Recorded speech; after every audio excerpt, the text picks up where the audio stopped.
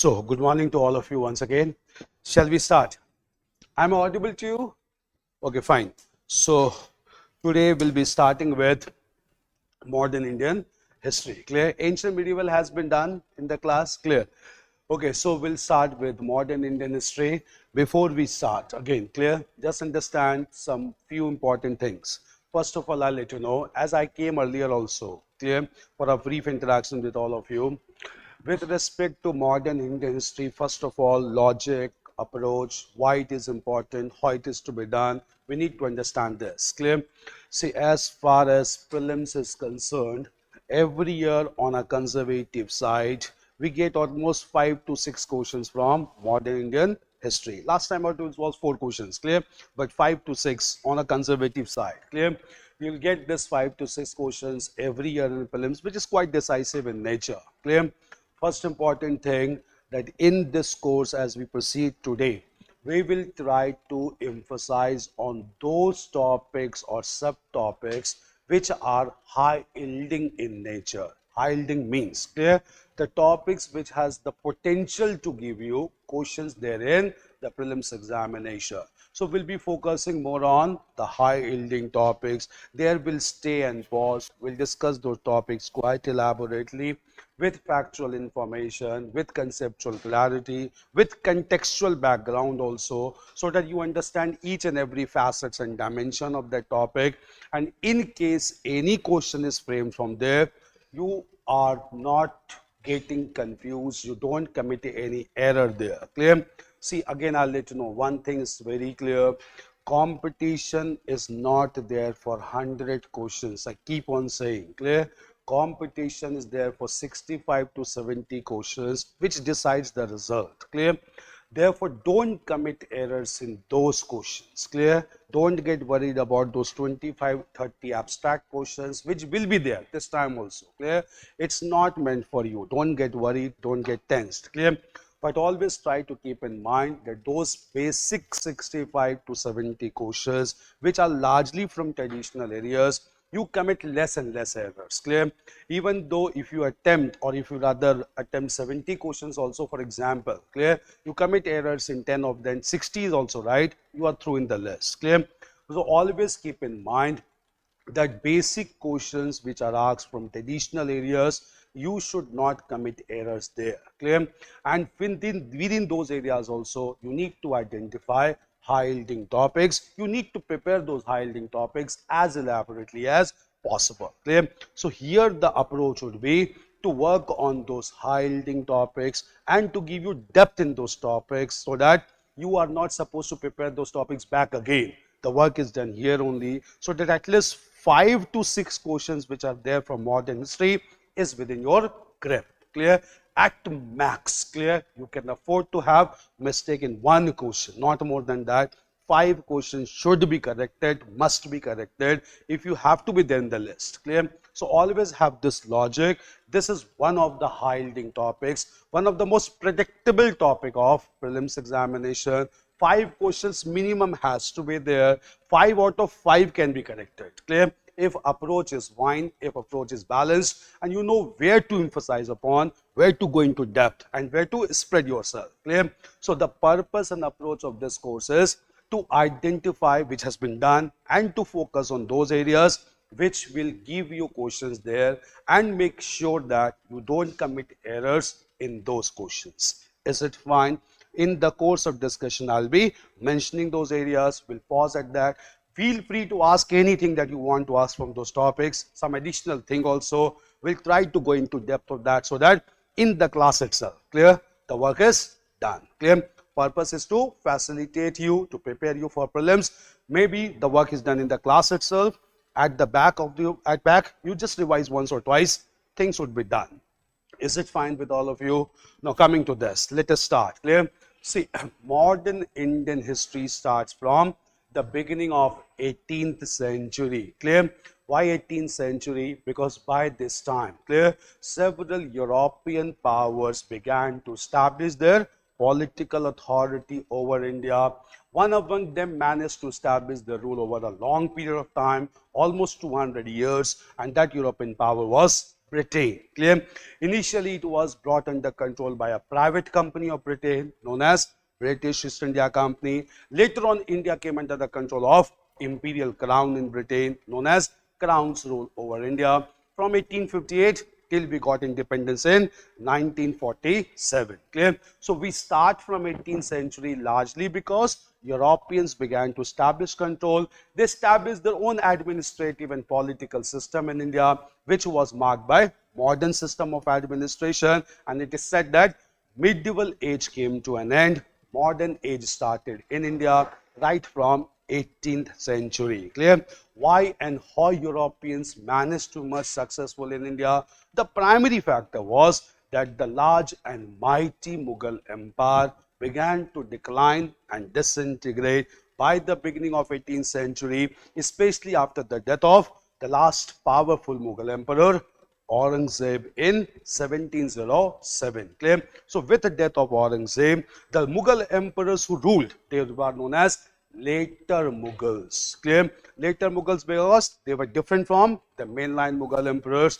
Later Mughals were weak rulers. They were guided more by their officers and nobles. They ruled largely over the region of Delhi as compared to the mainline Mughals who ruled over large parts of Indian subcontinent. Clear? So in order to differentiate them from mainline Mughal emperors, we call these emperors as later Mughals. Clear? They were weak rulers that facilitated the arrival and establishment of British and European rule over India, and which marked the beginning of modern phase in Indian history. Clear? So we start with the later Mughals after the death of Aurangzeb. Till Aurangzeb, it comes under medieval history. From the death of Aurangzeb, the later Mughals start the modern phase when Europeans were trying to establish their political authority over India. Clear?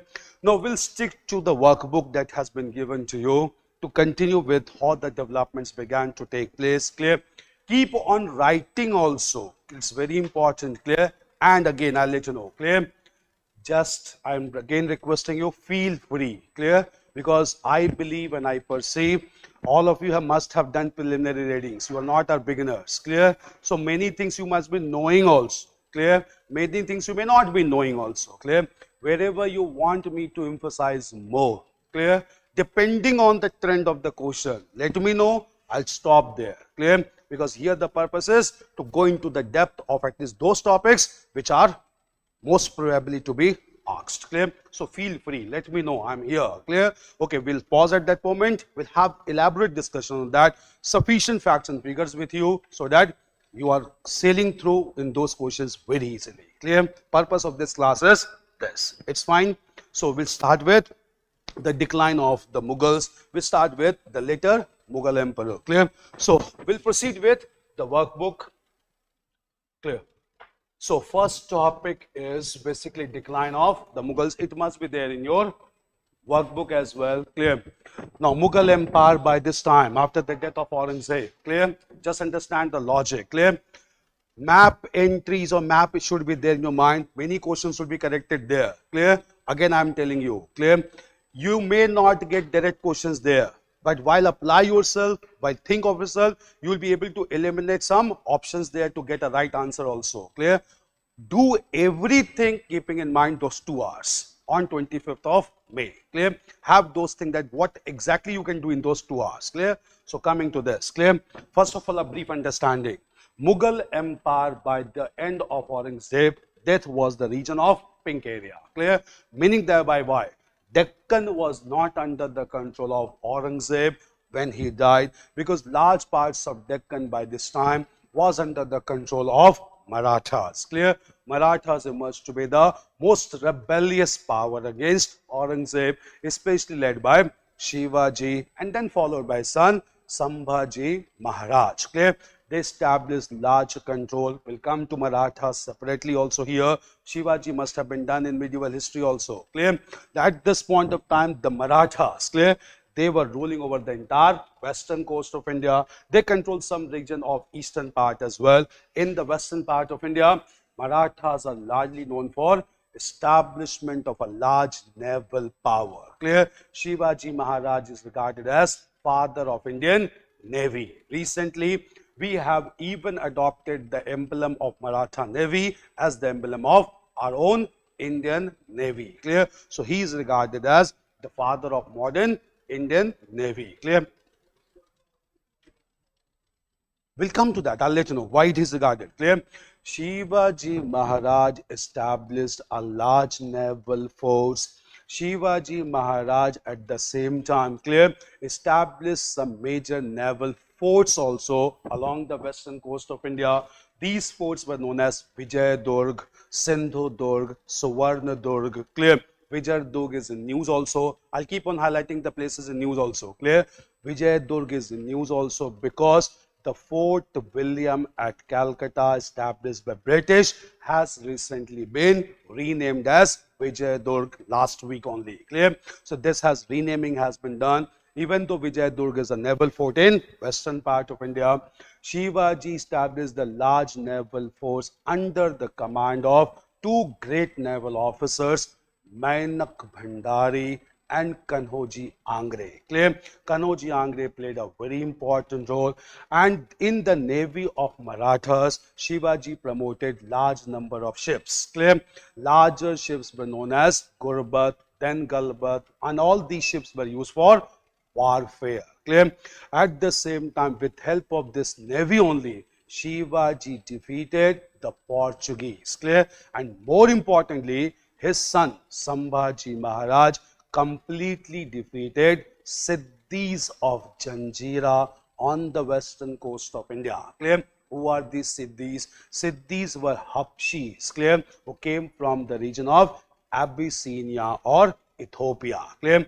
All these Abyssinians known as Habshis or Siddhis were finally defeated by Sambhaji Maharaj. Because of the navy established by Shivaji, for almost 40 years, European powers could not consolidate their control on the western side of India. Clear? It was largely because of naval power established by Shivaji. Even Portuguese remained confined only to Goa, Daman and Diu. Portuguese also could not expand, largely because of Maratha navy. Clear? So since this navy defended India almost for 4 decades, which was basically established by Shivaji, he is regarded as founder or father of Indian Navy.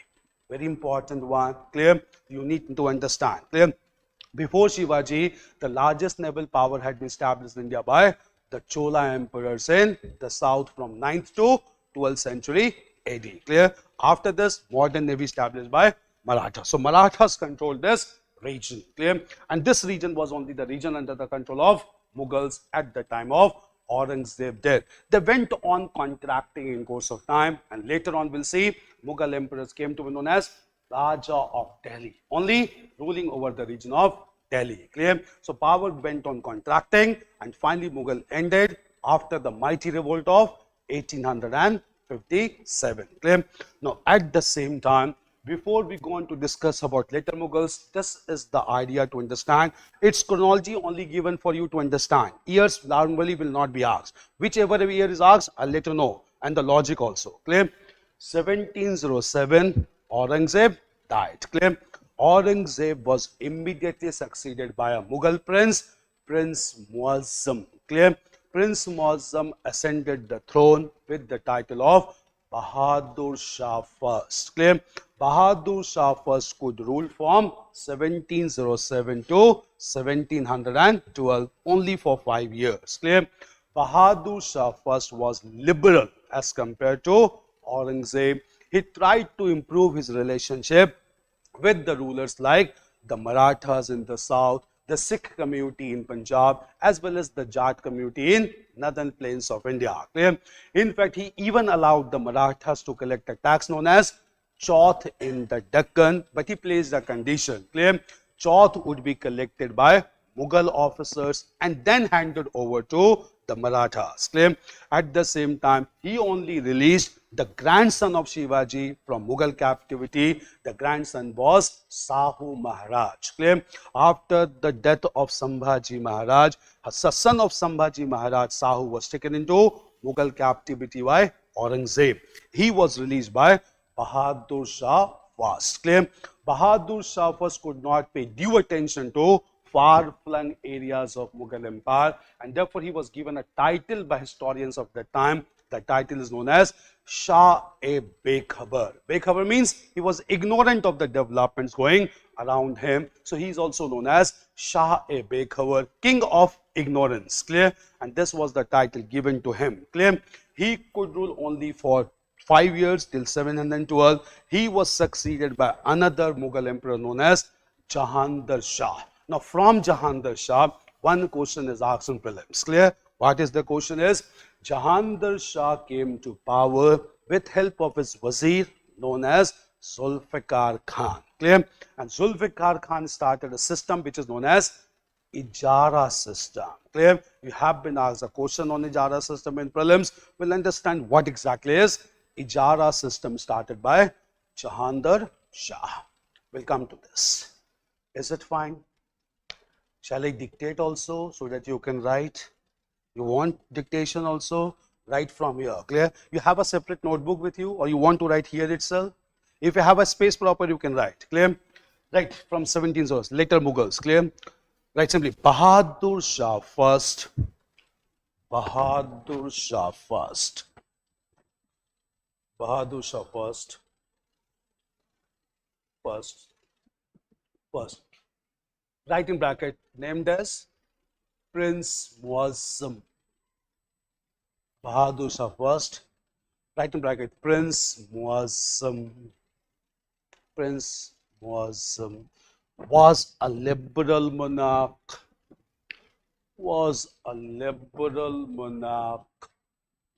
Who tried to reconcile. They wanted to reverse things off and say, who tried to reconcile with Marathas,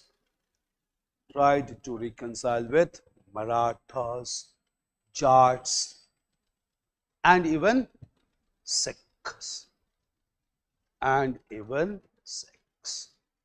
Yeah, right. He allowed collection of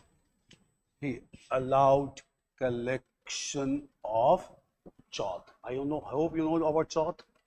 He allowed collection of chauth to be handed over to the Marathas.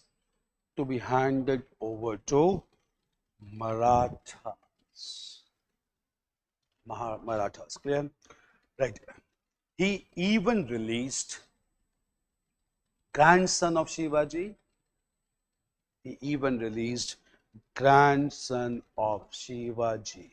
Sahu.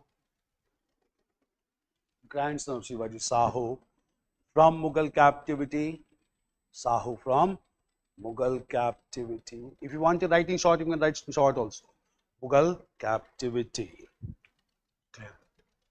Right. However, he failed to reconcile with the Sikh leader.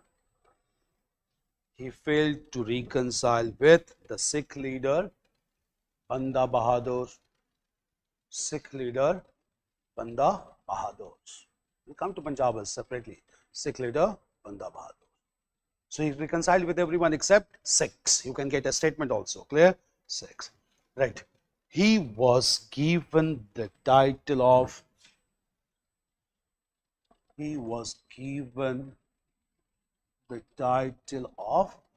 Shah-e-Bekhabar.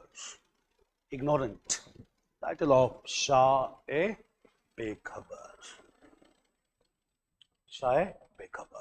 It's clear. This much information you should have about Bahadur Shah first. Clear?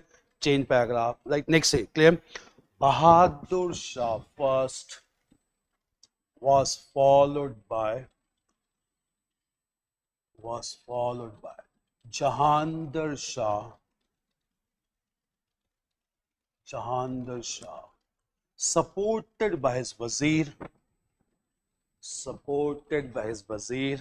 Zulfikar Khan,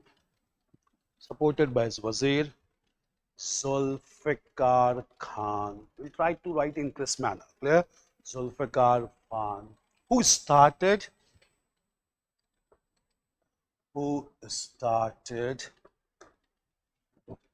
Ijara system. system. Question has been asked in PYQ. Clear? Ijara system. Not just understand here. Clear? What exactly do we mean? Clear?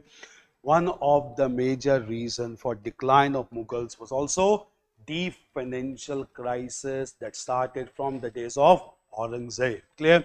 In order to replenish the resources of Mughal Empire, Zulfikar Khan started a very important policy known as contract farming, revenue farming, which in Persian is known as Ijara system. Clear?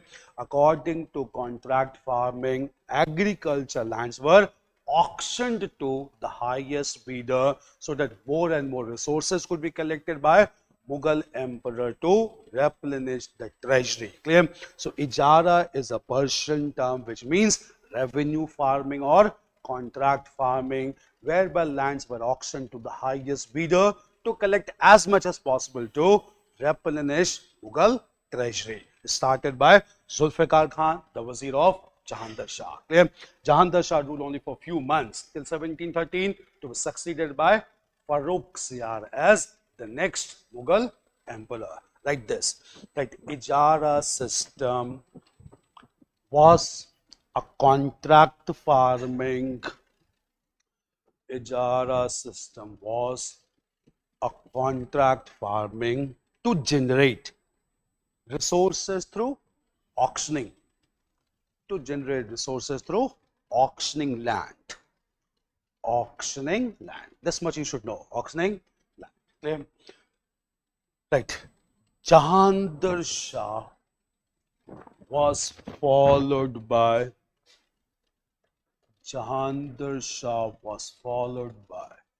Farrukhsiyar, 1713 to 19, followed by Farrukhsiyar. Who is known for giving a farman, royal order, who is known for giving a farman to the British,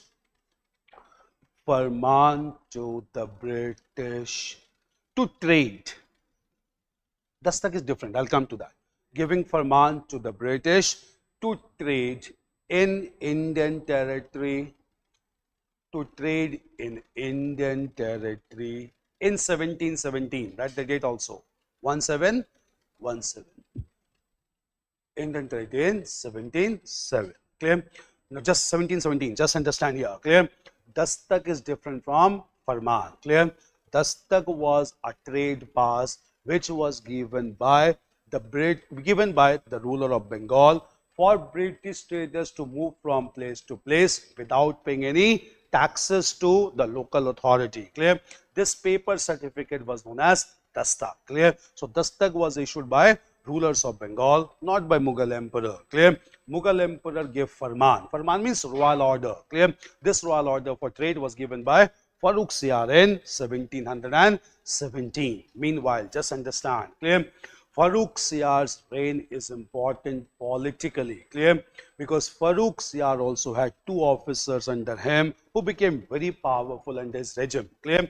These two persons were known as Sayyid brothers in Mughal politics. These two Sayyid brothers were Abdullah Khan and Hussain Ali Khan. Clear? In fact, Farrukhsiyar came to power with support of Sayyid brothers. Clear? But very soon he began to find that Sayyid brothers were trying to have control even over Farrukhsiyar. Clear? Farrukhsiyar wanted to get relief from the clutches of Sayyid brothers, and for this Farrukhsiyar wanted help from the next major power after Mughals in India. The next major power was obviously Marathas. Clear? And by this time, from 1713 onwards, when Farrukhsiyar was ruling, clear, Marathas came under the rule and control of a very important warrior known as Balaji Vishwanath, who became the first Peshwa under Sahu. Clear? Balaji Vishwanath came to Delhi to support Farrukhsiyar against Sayyid brothers. Clear? At Delhi only, Balaji Vishwanath realized Mughal empire has become hollow from inside. Clear? And there only decided Marathas can replace Mughals also. Clear? So ambition of converting Marathas into an all India empire was first realized by Balaji Vishwanath when he came to support Farrukhsiyar at Delhi. Clear? This was a great ambition nursed by Marathas from the days of Balaji Vishwanath. Clear? Meanwhile, at the same time, Balaji Vishwanath returned back to Marathas, decided to provide some support to Farrukhsiyar. Clear? But at the same time, clear, Farrukhsiyar was assassinated by Sayyid brothers. Clear? In the year 1719 only, Farrukhsiyar was assassinated. Temporarily, Sayyid brothers raised two minor persons on the throne of Mughal Empire, which are not considered to be rulers, as they rule only for a few days. Clear? These two minor rulers were Rafi ud Darajat and Rafi ud Dawla. Clear? But we don't consider them as rulers. Clear? Ultimately, after a brief period of confusion, another person became later Mughal emperor. This person was Muhammad Shah. Clear? Muhammad Shah began to rule from 1719 till 1748. He managed to rule for longer period of time. Clear? And at this point of time, when Muhammad Shah came to power in 1719, he first of all wanted to deal with the threat of Sayyid brothers. Clear? And therefore, he appointed a very important officer as his prime minister and wazir, and this person was Nizam ul Mulk. Clear? Here controversy started between Sayyid brothers and Nizam ul Mulk. With support of Nizam ul Mulk, Muhammad Shah assassinated Abdullah Khan, the younger brother, and thereafter Hussain Ali Khan. Clear? Threat of Sayyid brothers came to an end under the rule of Muhammad Shah. Clear? But Muhammad Shah's reign is very important because mostly he was engaged in music, dance and drama, to be rightly known as Muhammad Shah Rangila. And at this time, death blow to Mughal Empire was given by an Iranian invader coming to India. This warrior was Nader Shah. Clear? Will come to attack of Nader Shah on 13th of February 1739, leading to the Battle of Karnal in modern Haryana. Clear? These developments are clear. Write about these developments also briefly. Clear? Coming to Farrukhsiyar. Right? Farrukhsiyar was largely controlled. Farrukhsiyar was largely controlled by Sayyid brothers, largely controlled by Sayyid brothers. Names are not important. Abdullah Khan and Hussain Ali Khan. Controlled by Sayyid brothers.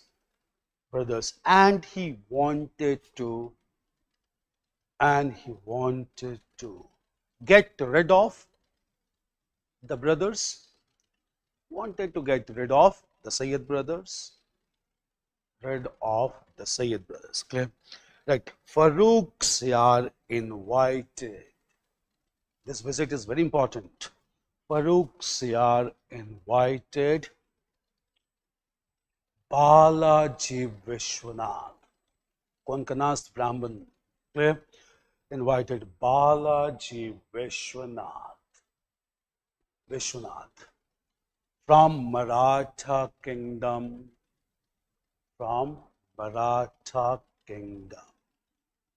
Clear? Like during this visit, Balaji Vishwanath realized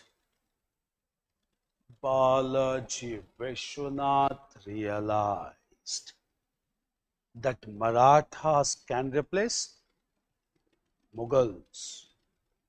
Marathas can replace Mughals. Marathas can replace Mughals. Clear? Right. Next sentence. Farrukhsiyar was killed by Sayyid brothers.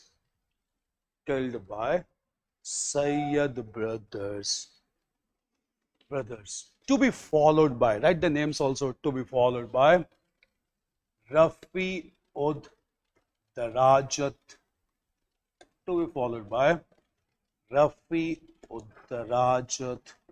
and Rafi ud Dawla, minor ones, to be followed by Rafi-ud-Darajat and Rafi-ud-Dawla.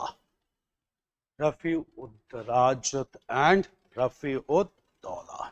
Clear? Right. Finally, Muhammad Shah.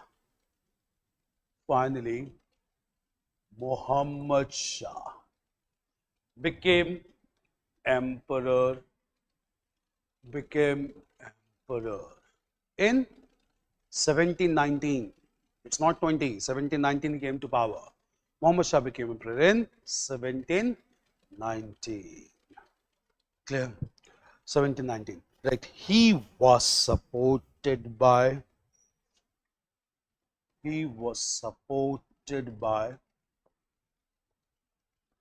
Nizam-ul-Mulk. He was supported by Nizam-ul-Mulk. We'll come to this personality, founded Hyderabad. He was supported by Nizam-ul-Mulk and managed to assassinate Sayyid brothers. Managed to assassinate Sayyid brothers. Assassinate Sayyid brothers. Clear? Right. Muhammad Shah was largely engaged in music and dance.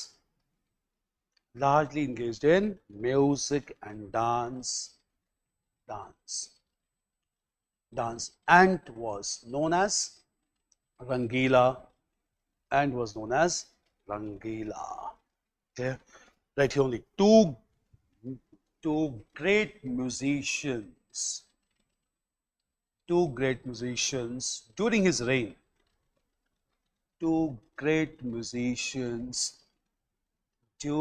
his reign. Were Sadarang and Adarang. Right, all informations were Sadarang and Adarang.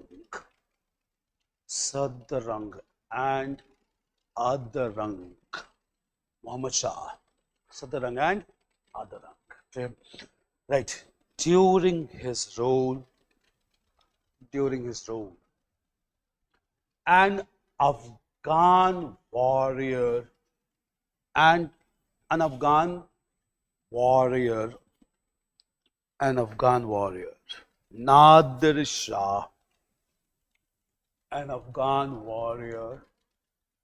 Nadir Shah, attacked India.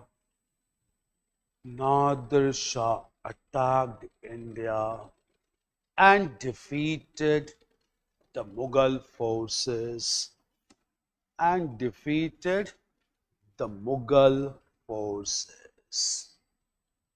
Defeated Mughal. Now just understand one thing here, logic here. Clear? See, first of all, I'll let you know. Clear? Normally this is always a confusion. Which date to be remembered, which date not to be remembered. There's always a confusion in history. Clear? With respect to modern Indian history, I'll let you know. Clear? The dates are important with respect to battles. Clear? Why battles? I'll let you know. Clear? There is a difference between the terms battles and war in modern Indian history. Clear? Any military or political clash which was completed or concluded within one single day, intra-day. Clear? It is termed as battle. Clear? In case this military clash crosses the period of one day, it goes even for 2 days, 2 months, 2 years or 2 decades. This is known as war. Clear? So obviously one war can have multiple battles. Clear? So obviously in modern industry you will get dates related to battles because it was always a one-day affair, always a one-day match. Clear? So always remember the dates of battles. Battle of Plassey, 23rd of June. Battle of Buxar, 22nd of October. Battle of Wandiwash, 22nd of January. Why? Because on one single day the entire episode was decided. Clear? Nadir Shah attacked India. Two things to be known. Clear? Nadir Shah by origin was from Central Asia. He was an Afghan. But as a ruler, he was ruling over Iran or Persia. Clear? So by origin, he was an Afghan from Central Asia.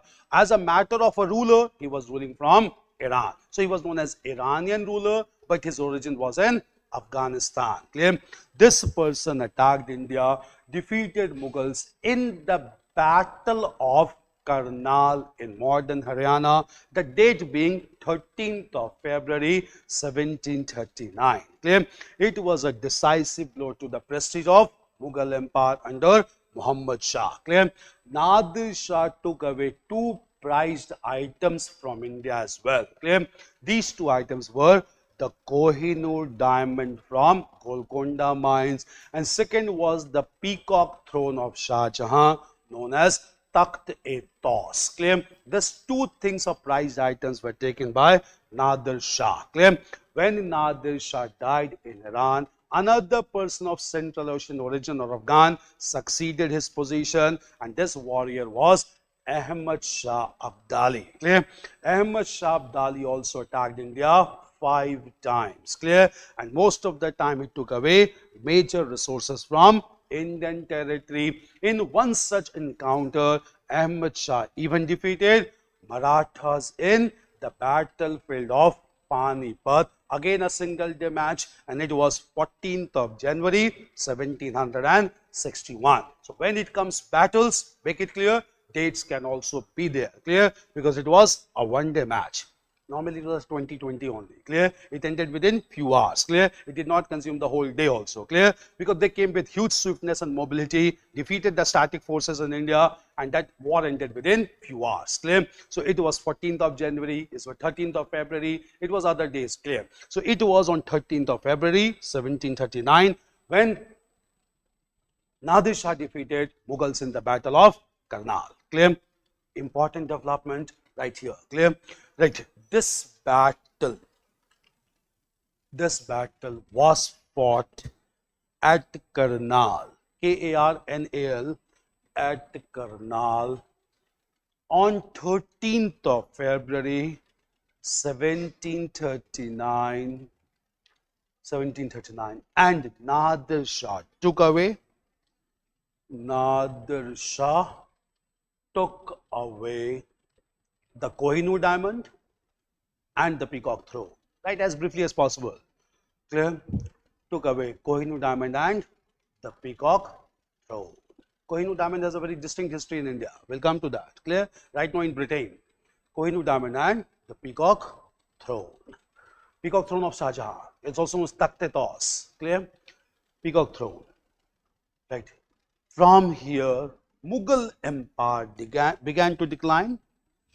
From here, Mughal Empire began to decline rapidly,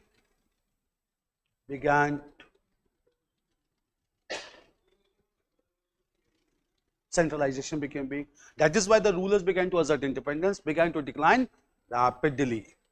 I'll let you know. Clear? Because weaknesses of Mughals got exposed. Clear? His wazir only, Nizam al-Mulk. Clear? He found and established a new state in southern part of India, that is Hyderabad, along with the Suba known as Karnataka. Clear? Rulers of Bengal began to declare themselves independent. Ruler of Awadh began to declare themselves independent. All these are known as successor states on the debris of Mughal Empire. Clear? So all the states in 18th century divided broadly into two categories: successor states and rebellious states. Clear?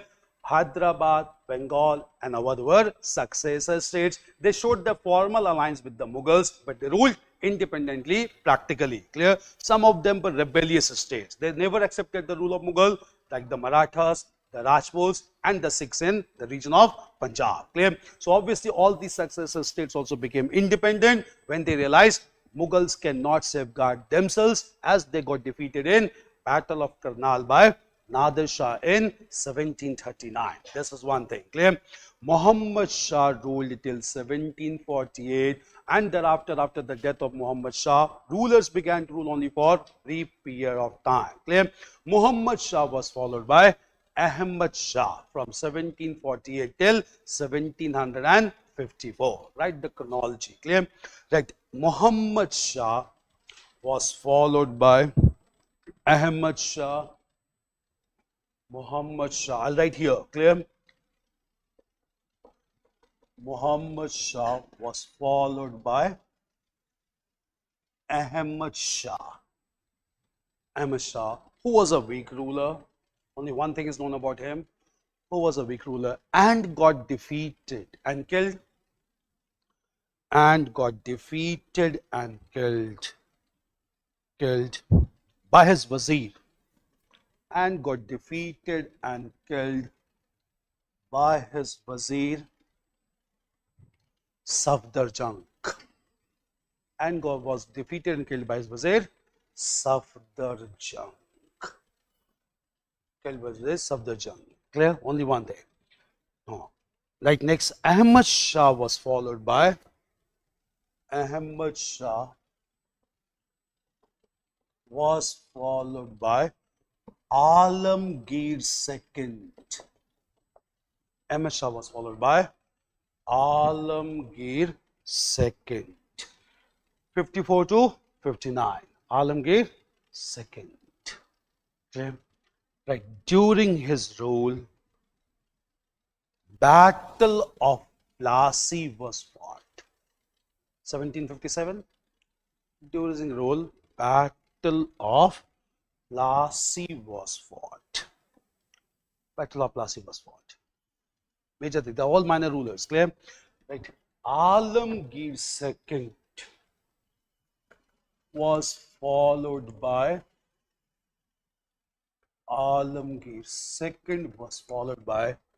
Shah Alam II, followed by Shah Alam II. 1759 to 1806, clear?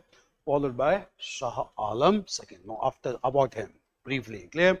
During his reign, multiple battles were fought under the British, including the Battle of Panipat also, in which Marathas got defeated, and the more importantly, in which he himself participated, Battle of Buxar. Clear?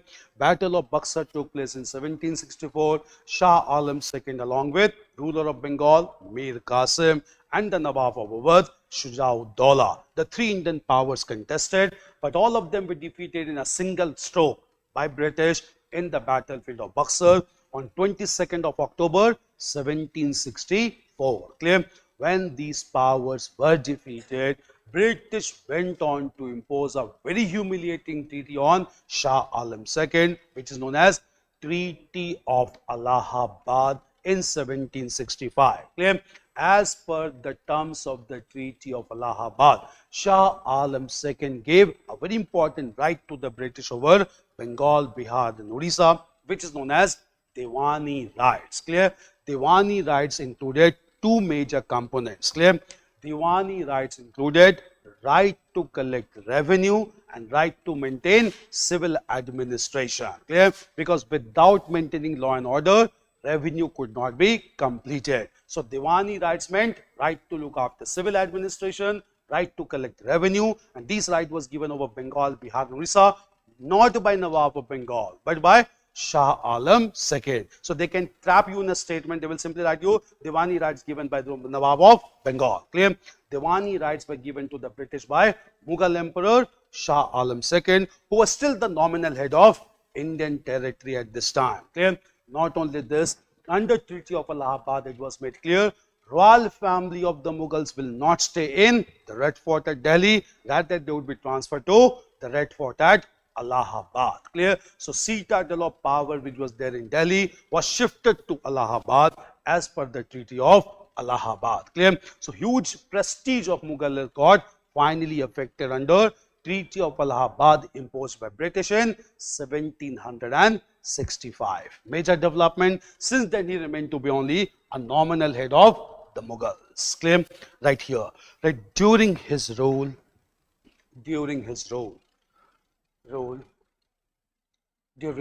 several battles were fought at Panipat and Buxar. Okay. Right.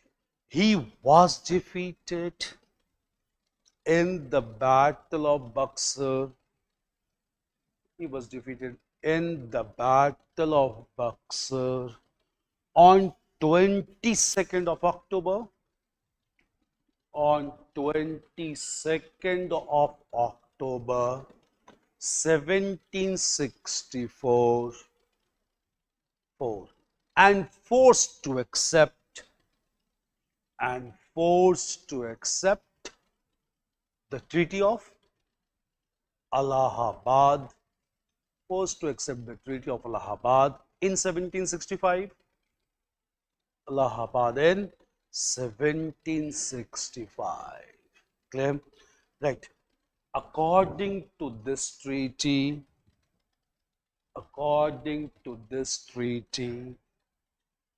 he gave Diwani rights. He gave Diwani rights over Bengal, Bihar, and Odisha. Diwani rights over Bengal, Bihar, and Odisha, including right to collect revenue,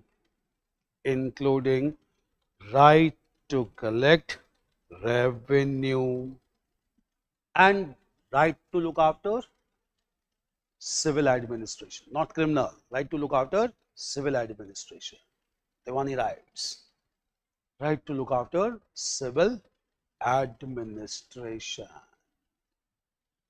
Clear? Right. Moreover, the royal family of Mughals,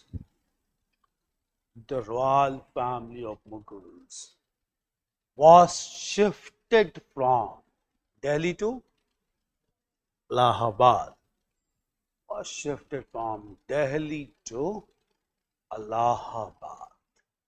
Two treaties were there. One was imposed on Sujauddaulah. We'll come to that treaty separately. Clear?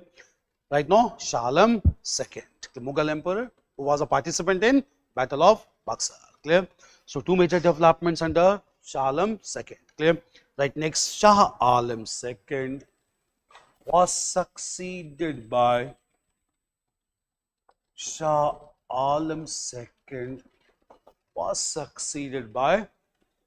Akbar II. Akbar II, 1806 to 1837. Akbar II. Write about him. Clear? Right. He gave the title of Raja. He gave the title of Raja to Ram Mohan Roy. He gave the title of Raja to Ram Mohan Roy and requested him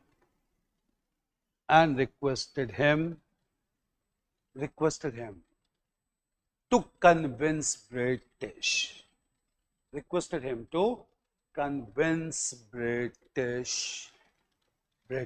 To increase the amount of pension. Mughals were pensioned by this time after Diwani rights. Clear? To increase the amount of pension. Just understand here only. Raja Ram Mohan Roy went to London for this, and there only he died at a place known as Bristol in 1833. Clear? So he went to London for increment of the pension of Akbar II. Clear? Pension was given to Mughal emperor since Shah Alam II was defeated by the British. Clear? When he went to ask for the pension, there only he died at a place known as Bristol in 1833. Clear? Moreover, he gave the title of Raja to Ram Mohan Roy. At the same time, British gave him the title of Raja of Delhi. Clear? So from here, Mughals got contracted only to the region of Delhi. So power were contracting continuously. Now they remain confined only to Delhi, and therefore he was given the title of Raja of Delhi. So remember in this way. Clear? He gave the title of Raja to Ram Mohan Roy. Himself got the title of Raja of Delhi by the British, which indicate contraction of power of Mughals in North India. Clear? Right here. Clear? Right. Akbar II was given the title of Raja of Delhi. Was given the title of Raja of Delhi by the British. See, we'll come The Mughal emperor was shifted to Allahabad. How they came back to Delhi, we'll come to that phenomena. They were brought back to Delhi by Marathas. Clear? We'll come to the history of Marathas separately. And now they became only ruler of Delhi, not the entire northern India. Clear? Change paragraph. Right. Akbar II was followed by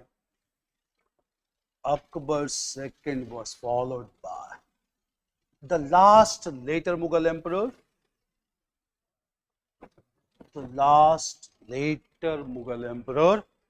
Bahadur Shah Zafar. The last later Mughal emperor, Bahadur Shah Zafar. Bahadur Shah II. Clear? Bahadur Shah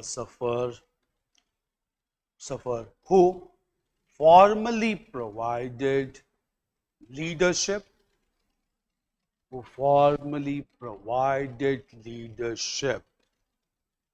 to the sepoys, SEPOYS, who formally provided leadership to the sepoys, SEPOYS, to the sepoys, in the mighty revolt of 1857. Clear? 57. Right. Thereafter, he was exiled to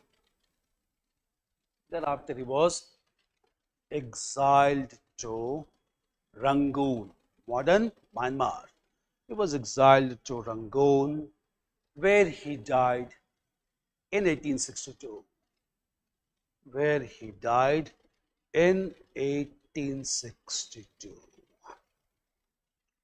End of Mughals finally. Clear? This was later Mughal emperors. This is the chronology also. Clear? So they can give you to arrange also chronology, make it clear. First is Bahadur Shah first, last is Bahadur Shah Zafar. Clear? So Bahadur Shah, Jahandar Shah, Farrukhsiyar, then Muhammad Shah, Ahmad Shah, Alamgir II, Shah Alam II, Akbar II, and finally Bahadur Shah II or Bahadur Shah Zafar. Clear? It's important developments under these Mughal emperors. Mughals finally came to an end. Therefore, we'll discuss about the history of regional kingdoms that began to merge, like Bengal, like Marathas, like Awadh, and so on. Clear? Meanwhile, at the same time, clear? Normally, it is also said what were the major factors that led to the defeat of Mughals in India. Clear? In fact, these factors from general studies perspective is broadly divided into reasons related to army or military force that led to the decline of Mughals, and reasons related to society which also contributed to decline of the Mughals. Clear? Now coming to these factors that led to the decline of Mughals in India. Clear? First of all, the workbook we have factors responsible for the decline of Mughal, causes related to army, causes related to social factors. Clear? First of all, I'll let you know. Clear? First major factor related to army which led to the decline of Mughal is lack of modernization in Mughal army. Clear? Mughals could not catch up with modern arms and weapons which were brought to India by Europeans. Clear? Lack of modernization became one major factor related to army for defeat of Mughals. They were only using matchlock guns. Clear? They were using to some extent cannons. Clear? But by this time, sophisticated weapons, sophisticated cannons were brought to India by Europeans. Clear? And therefore, it became very difficult for the Mughals to contest against the British in India. That even led to the defeat of Shah Alam II in Battle of Buxar. This is first factor related to army. Clear? Second factor related to army is that Mughals were over dependent only on one thing, that is cavalry. Clear? Since Mughals came to India from the days of Babur, clear, they always emphasized on having large cavalry. Clear? Since they were coming from mainland Central Asia, they were capable horsemen. They emphasized on having large number of horses and horsemen known as sawars. Clear? Over dependence on only one thing, that is cavalry, could not be sustainable, as British brought large number of other important things to fight. Clear? British even began to have large number of elephants. British began to develop large amount of infantry. Regional powers began to develop large number of infantry like the Rajputs and the Marathas. Clear? And therefore, all these factors affected the Mughal power, which contributed to decline. Clear? Third and a very sensitive factor related to army is Mughals never paid attention to develop naval power. Clear?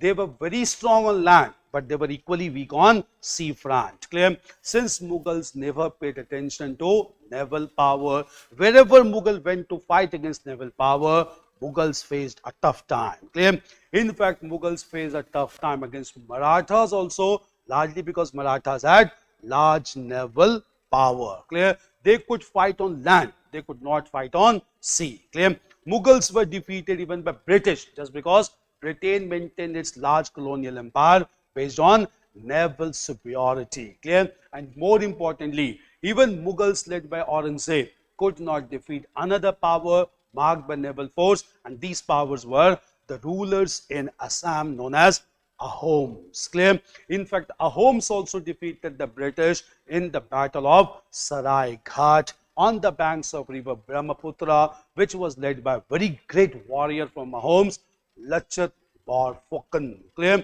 And therefore, Lachit Borphukan is regarded as hero of Assamese nationalism. Clear? In fact, all the burials of Ahom warriors in Assam, they are known as Moidams. Clear?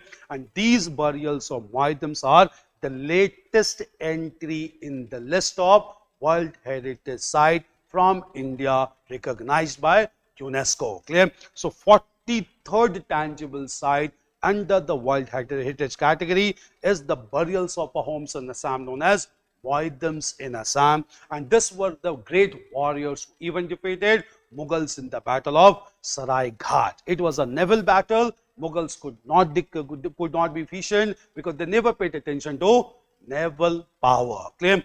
These were some major factors leading to decline of Mughals. And last but not the least, clear, crisis among the Mughal nobility, especially Mansabdars, from the time of Aurangzeb, resulted into clash among them. They began to fight among themselves only rather than dealing with external threat, which also contributed to decline of Mughals. Clear? So these are factors related to army leading to the decline of Mughals. Clear?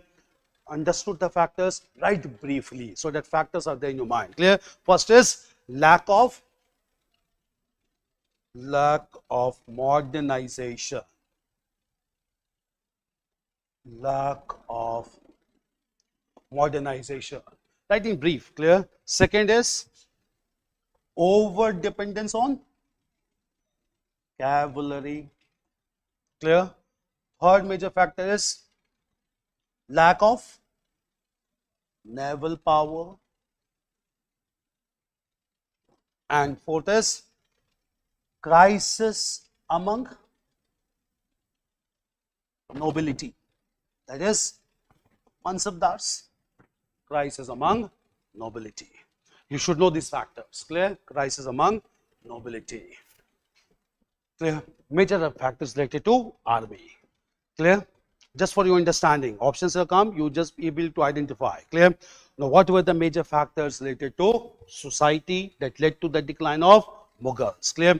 First major factor was basically rivalry among the nobility here also. Clear?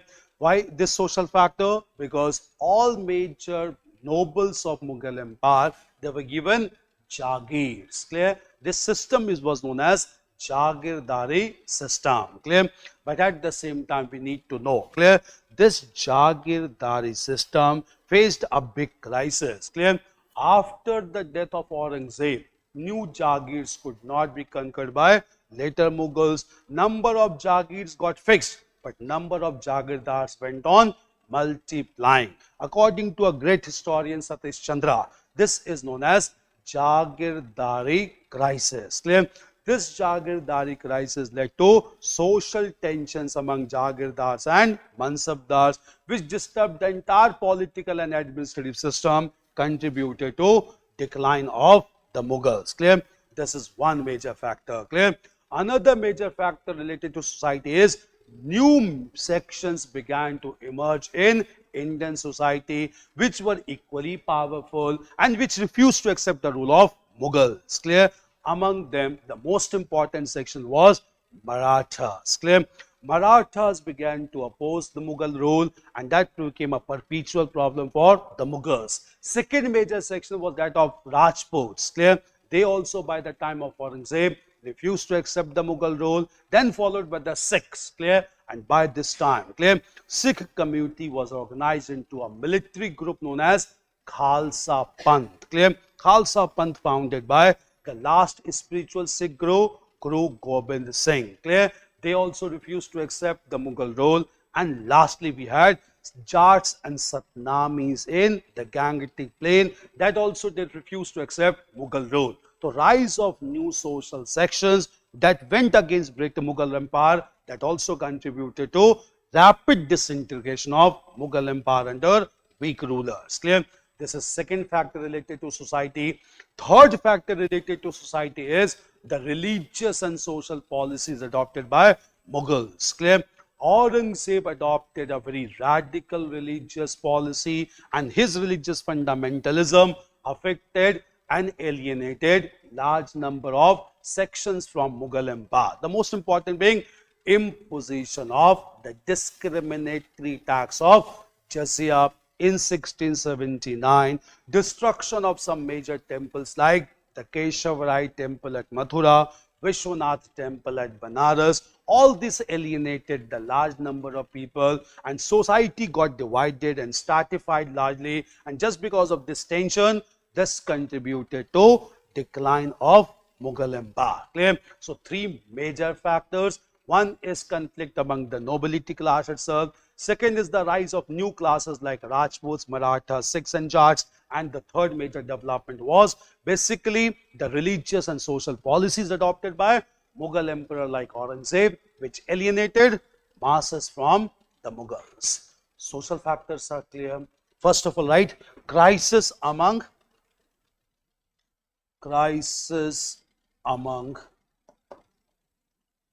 the nobility, crisis among the nobility, right, the factor also clear, due to mismatch between demand and supply, due to mismatch between demand and supply of Jagirs. Mismatch between demand and supply of Jagirs, Jagirdari crisis, clear. Then we have new social classes like Marathas, Jats, Rajputs and Sikhs. All of them are against Mughals, clear? Sikhs. And the last major factor after this would be, clear, socio-religious policies. Socio-religious policies like imposition of jizya and destruction of leading temples. Destruction of leading temples. Destruction of leading temples. Clear? These are some reasons for decline of Mughals. You should know the factors. They can give you two in options also. Clear? Factors are clear.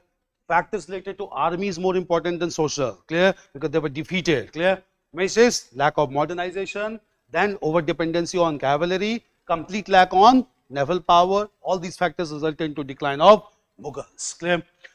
Decline of Mughals. Mughals finally came to an end by the middle of 19th century after the mighty revolt of 1857. Clear? Meanwhile, clear? Apart from this, another question or topic from where you get questions in prelims is related to medieval history is what were the major revenue system under the Mughals? Clear? Has it been done in medieval India? Revenue system under the Mughals? Okay, just understand about the medieval system. Clear? Revenue system under the Mughals. Clear? We'll go to this topic, that is revenue system under the Mughals. Okay, now just understand. Clear? Mughal Empire reached its glory and climax under the rule of Akbar and his successor. Clear? the leverage on which Mughal Empire was based was obviously his flourishing economy. Clear? And this flourishing economy was based on agricultural production. Clear? In fact, Akbar is considered to be blessed by a great agricultural scientist who brought about several reforms in agrarian sector. This great agrarian scientist was Raja Todarmal. Clear? And therefore, the entire reforms undertaken by Raja Todarmal is known as Todarmal's Bandobast. That is Todarmal's arrangement. Clear? This was done under the rule of Akbar. Now, what were the major things? First of all, clear? Todarmal started scientific assessment of land revenue through proper measurement of land. Clear? This was the first and primary reform done by him. Clear? Now, how lands were measured at the time, just understand. Clear? Concept of land measurement for revenue assessment in medieval time was first started by Alauddin Khalji. Clear? Alauddin Khalji was the first monarch who started measurement of land for revenue assessment. Clear? How land was measured? Alauddin Khalji started to measure land with the help of ropes. Clear? So large ropes were used to measure the land at the time. Clear? If you measure the large field of land with rope, obviously the rope will get slant. Clear? You will not get the actual measurement of the land. The length of the rope will be more than the length of the field. Clear? This is quite obvious because rope will get slanted even if you stretch very strictly. Clear? In course of time, the improvement in this system of land measurement was done by another medieval monarch known as Sher Shah Suri. Clear? He is also a great ruler of medieval times. Clear? How he improvised on this land measurement. Clear? Sher Shah Suri, during his regime, he rather instructed the revenue officers to tie knots on regular interval of this rope. When you tie knots at regular interval, it will make the rope relatively more straight to get actual measurement of the land. So gap between the actual measurement of the land and the gap between the rope was reduced to some extent by Sher Shah Suri by tying knots at regular interval. This was improvisation done from Alauddin Khalji. Clear? When Raja Todarmal began to introduce agrarian reforms, he improvised on this measure only. What he did was, at the regular knots which were created by Sher Shah Suri, Raja Todarmal began to tie iron rings at this level. Clear? Now, when you attach certain weight like iron rings at regular interval, it will keep the rope more relatively straight. Clear? And therefore, by tying this iron rings, clear, the gap between the length of the field and the rope got further reduced. We reached up to a sign of accuracy with this iron rings. Clear? These iron rings tied on the rope, this came to be known as Tanab in Mughal Empire. Tanab because it kept the rope tana or straight to have actual measurement of the field. Clear? So improvisation was done gradually with respect to land measurement. It started by Alauddin Khalji, improved by Sher Shah Suri, further improved by Raja Todarmal. Now from here we began to have almost accurate measurement of land for revenue assessment. This was one reform. Clear? Very valid one.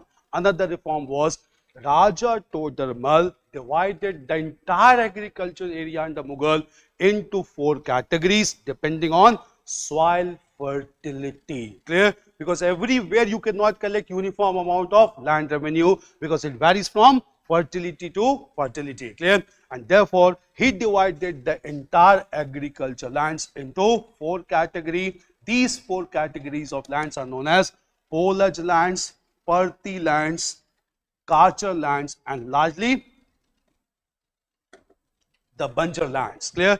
The most fertile lands which could be cultivated regularly for collecting land revenue amounting to 1/3, these lands were known as polage lands. For example, Ganga, Yamuna, Doab region. Clear? Then the lands which were to be left fallow for 1 or 2 seasons to regain fertility and then to collect proper land revenue, these lands were known as Parthi lands. Clear? The lands which were to be left fallow for more than 2 to 3 years to regain fertility, it was known as Kacha lands. And the land which was to be left fallow for more than 5 years to regain fertility, that is most infertile land, these lands were known as Banjar lands. Clear? And depending on soil fertility, he went on collecting land revenue practically, not on utopian lines. Clear? This was the reform done by Raja Todarmal. With these reforms, clear, revenue system was drafted by Raja Todarmal. The first among them was known as Zabti system. Zabti system was also known as Dehsala system, started by Raja Todarmal. Zabti system was followed by Kalla Bakshi and then Nashak. Clear? We have 3 types of revenue settlements under Mughals. The most important one known as Zabti system or Dehsala system. And all information about Dehsala system comes from a very important work known as Ain-e-Akbari, which was written by Abul Fazl. Ain-e-Akbari is the 3rd section of Akbar's biography known as Akbarnama. Clear? So Akbarnama has 3 sections. The last section is known as Ain-e-Akbari, which mentions about social and economic policies of Akbar, written by Abul Fazl. It's clear. First of all, revenue system under the Mughals. Write about this revenue system. First of all, these reforms. This is clear. First of all, Alauddin Khalji is again very important. Shah Suri is very important for economic reforms. And then finally, Akbar. Clear? Improvisation done in land measurement. Right here. Clear? Right. Right. You have a full page, I suppose, no? You can use this place here. Clear? Right. Next, the large Mughal empire. The large Mughal empire. Mughal empire was primarily based on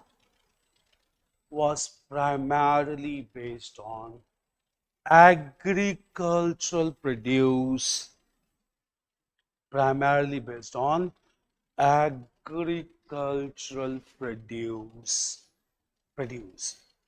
which was reformed and reorganized,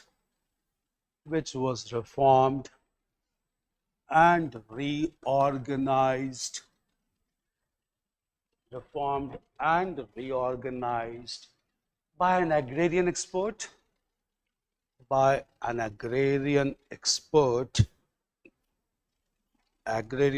Raja Todarmal. Todarmal's Bandobast. Raja Todarmal. Clear? Right. First of all, he started the scientific measurement of land.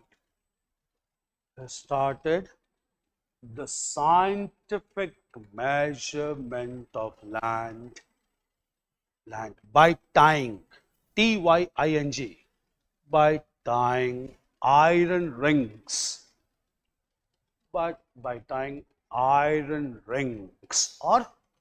tanab. Terms are asked. Clear? By tying iron rings or tanab on the measuring rope, to keep it almost straight. Perfect straight is even not possible. Clear? To keep it almost straight.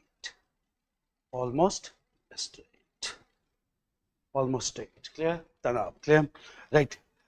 Raja Todarmal classified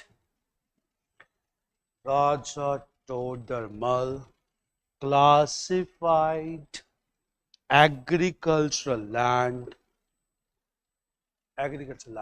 on the basis of fertility, soil fertility, into right point wise. Number 1, just for your understanding, into Polaj, Parthi, Kachar and Banjar. Into Polaj, Parthi, Kachar and Banjar. I hope the meaning is clear. You don't need to write. It was the most fertile one. It was the most infertile one.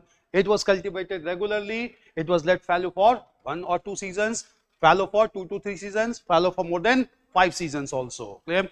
It was basically the decreasing order of fertility. They can give you to arrange also. Clear? Highest fertility in Polaj, lowest fertility in Banjar. Banjar in fact was infertile land. We use these terms even now. Banjar lands. Clear? 4 categories of land by Raja Todamal. Clear? Now coming to revenue system. Clear? Based on scientific, based on scientific system, scientific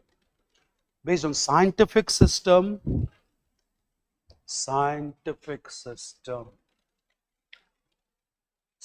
the first variant of revenue settlement, the first variant of revenue settlement was known as the Zapti system, also known as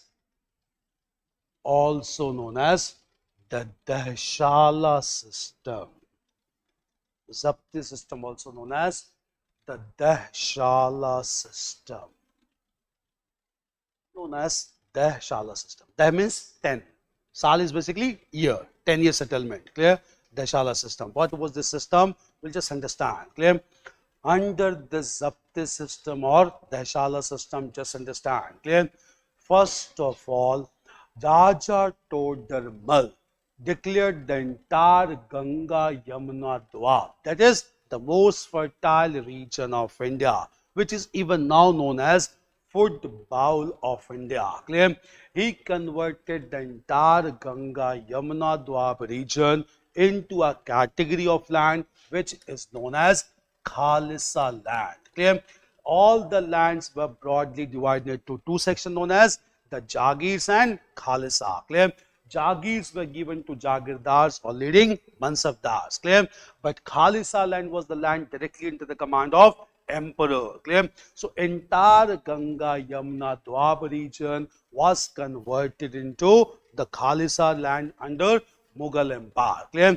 Here they provided, or Raja Todarmal provided all support to the peasants to promote agriculture as much as possible. Clear?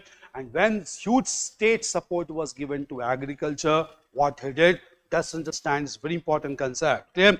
Suppose this was the entire region under Ganga Yamuna Doab or Khalisa region. Clear? Raja Todarmal began to create demarcation within these Ganga Yamuna Doab region based on revenue estimation. Clear? He began to demarcate certain regions within this, so that from this region annually 1 crore of dams, copper coins, could be collected as land revenue. Clear? So 1 crore of dams could be collected annually from this one circle. Clear? If this circle was intensely fertile, clear, it could lead to only a small region yielding 1 crore of dams. If it was relatively less fertile, clear, it could be the larger circle that could lead to 1 crore of dams. Clear?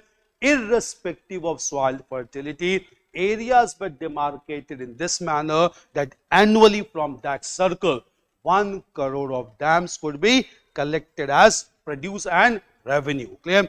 And this experiment which was done in the Ganga Yamuna Doab, it is known as Karori experiment by Raja Todarmal. Why Karori? 1 crore of dams had to be collected annually from every circle. Clear? When 1 crore of dams began to be collected in this way, he wanted to give permanency to this system. He began to fix this collection of 1 crore dams on a 10-year settlement. Clear? And therefore this 10-year settlement came to be known as Dehshala system. Clear? It led to huge collection of resources directly in the Mughal treasury because of this reform undertaken by Raja Todarmal. This resources were supplemented by surplus resources provided even by Jagirdars from regional areas, and Mughals began to have huge wealth under their command. Clear? But major resource was coming from the core region known as Ganga Yamuna Doab region, which was based on Karori experiment. Karori experiment in turn based on the Shala system promoted by Raja Todarmal. It's clear, first of all, that why we can realize the glory of Mughals, because they had huge resources at their backup. Clear? Right, next, clear? Right, under this system,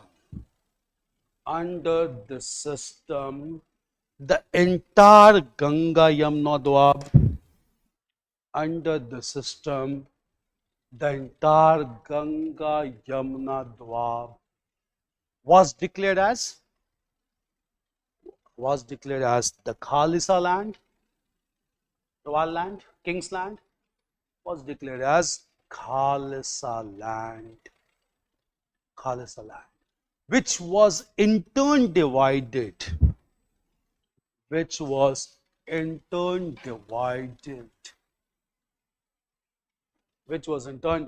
into circles or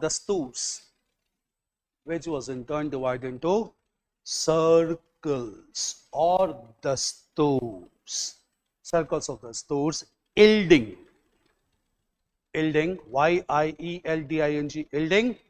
1 crore dams, DAMS, gold coin, copper coins, 1 crore of dams annually. 1 crore of dams annually. Clear? You can understand this demarcation. Intensely fertile, smaller region, less fertile, larger region. Purpose was 1 crore dams. Clear? That this experiment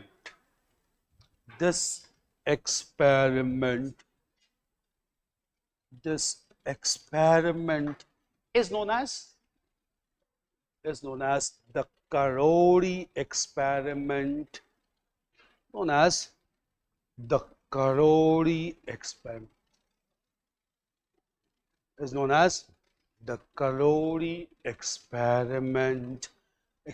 which was fixed for 10 years.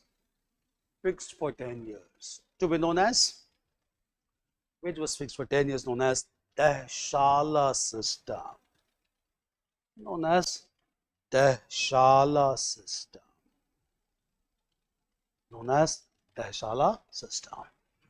Very important one, state mentioned claim. This was first settlement, the most prominent one. Clear? After this settlement, clear, then second system was known as the Galla Bakshi system. This system is also popularly known as Batai. Batai simply means division. Clear? Galla Bakshi or Batai. Clear? Second system, like Galla Bakshi or Batai. Galla Bakshi or GHALLA, Galla Bakshi or Batai. Clear? Now, what was this Batai system? Just understand. Clear? Batai simply means division. Clear? Division between the actual cultivators and division between the state. Clear? Now, formally, clear? Within this Batai system, the crops were and the food grains were divided in 3 formats. Clear? What was the most important format? Clear? The most important format was that once the crop has been cultivated by the peasants, crop has been cut from the field, harvested from the field, crop has been converted into proper food grains. Clear? And food grains sold in the open market. The money received after selling, this money was divided between the peasants and the state. Clear? This was simple system known as the Batai system. Clear? This is also known as Dana Bandi system. Clear? Dana Bandi becomes food grains were divided between the state and the peasants. Clear? This was simply known as Batai. Clear? But Batai was also done in terms of Khet batai. Clear? Now, what was this khet batai? Clear? In fact, peasants wanted to get relief from harvesting the crop, going to the market to sell the crop, and then to distribute. Clear? When crops were standing on the field only, clear? Revenue officers of Mughal came. They divided the land only, that this part of the produce harvest will go to the state, this amount of harvest will come to us. We will get our own grains produced from the market, not the grains of the state. State officers will do that. Clear? This kind of division, when it was done with standing crops on the field only, this was known as khet batai. Clear? So khet batai is another concept of batai which was done under Mughals. Clear? Third form of division was when the crops were harvested, crops were cut. Clear? Crops were tied up in heaps. Clear? And these heaps were collected after cutting the crops at one place. Clear? Revenue officers came from Mughal Empire. They took the state share, they separated the heap of the state share, another heap was given to the peasants. Clear? This kind of division was known as Lang batai. Clear? Lang batai means heaps were divided between the state and the peasants. Clear? Now, state was supposed to get its threshold and get the fruit grain generated to be sold in the open market. Clear? So, batai or galla bakshi was done in three major forms. One was final division in terms of currency after the crops were sold. Second was known as khet batai, when standing crops were divided. Third was known as lang batai, when crops after being cut were divided into heaps as share between the state and the producers. Clear? These were three formats which we follow even now. Clear? And they are known as khet batai, they are known as lang batai, which was followed by Mughals also to large extent. Clear? Three forms of batai, three forms of division. Clear? Right here, the term batai primarily means, the term batai primarily means division. The term batai primarily means division, which was done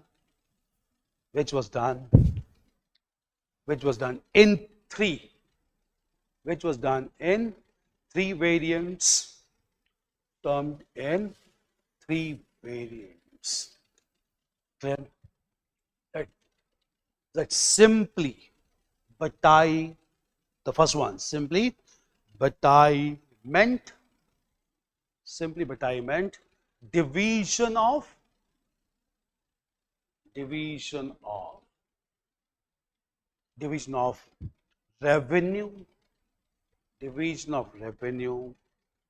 revenue, after selling the food grains, in the market, simply batai, food grains in the market. One third going to the state, remaining to the peasants. Batai. Clear? Second is known as khet batai. Second is khet batai, whereby standing crops in the field,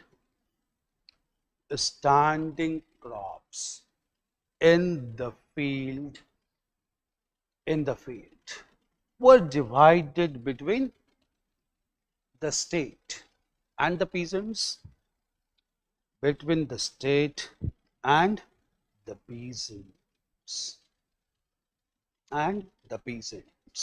Clear? And the peasants. Right. Third, lang batai,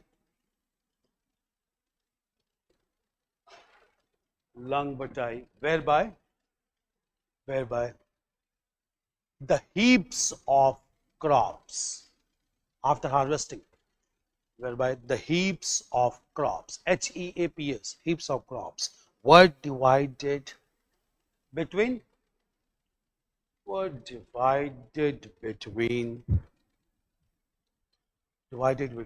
the state and the producers,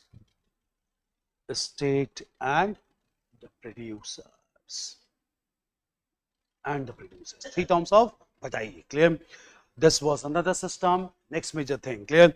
Another major form of revenue system which was followed under the Mughals was known as the Zamindari system. Clear? Now just understand about the Zamindari system. Clear? In course of time, large pieces of agricultural lands were owned and controlled by zamindars, the landed elites. Clear? In fact, when peasants could not pay land revenue, they sold the land to the leading persons, and in course of time, these influential sections came to be known as zamindars. Clear? Zamindars had hereditary rights over the lands. Clear? Even though they had hereditary rights over land, they also supposed to pay land revenue to the Mughals. Clear? Zamindars got the lands cultivated. Clear? After taking their own share. Clear? Whatever was left, this leftover amount was to be given to Mughal treasury. Clear? It acted like an ikta system of the Delhi Sultanate. Clear? Zamindars were hereditary owners of the land. Clear? First of all, they got the land cultivated. After the lands were cultivated and produce were generated. Clear? Zamindars deducted all the collection charges. Zamindars deducted all their expenses incurred at this point of time, and whatever was left beyond this, it was given back to Mughal treasury. Clear? Meaning thereby, if 1/3 was to be collected as land revenue by the Mughal emperor, this 1/3 was to be collected on behalf of Mughal emperor by zamindars. Clear? After collecting this 1/3 amount, zamindars deducted his fixed salary fixed by the Mughals, other expenses incurred at the time of collection or collection fee, and whatever was left within 1/3, that was to be remitted back to Mughal treasury. This concept of revenue collection came to be known as Zamindari system under the Mughals. Clear? This was as simple as the ikta system in Delhi Sultanate. Clear? Right, next. Under this system, hereditary landlords. Under this system, hereditary landlords or zamindars, hereditary landlords or zamindars collected revenue on behalf of the Mughals. Collected revenue on behalf of Mughals. Clear? Right. After deducting their own collecting charges, after deducting their own collecting charges, the remaining amount was remitted to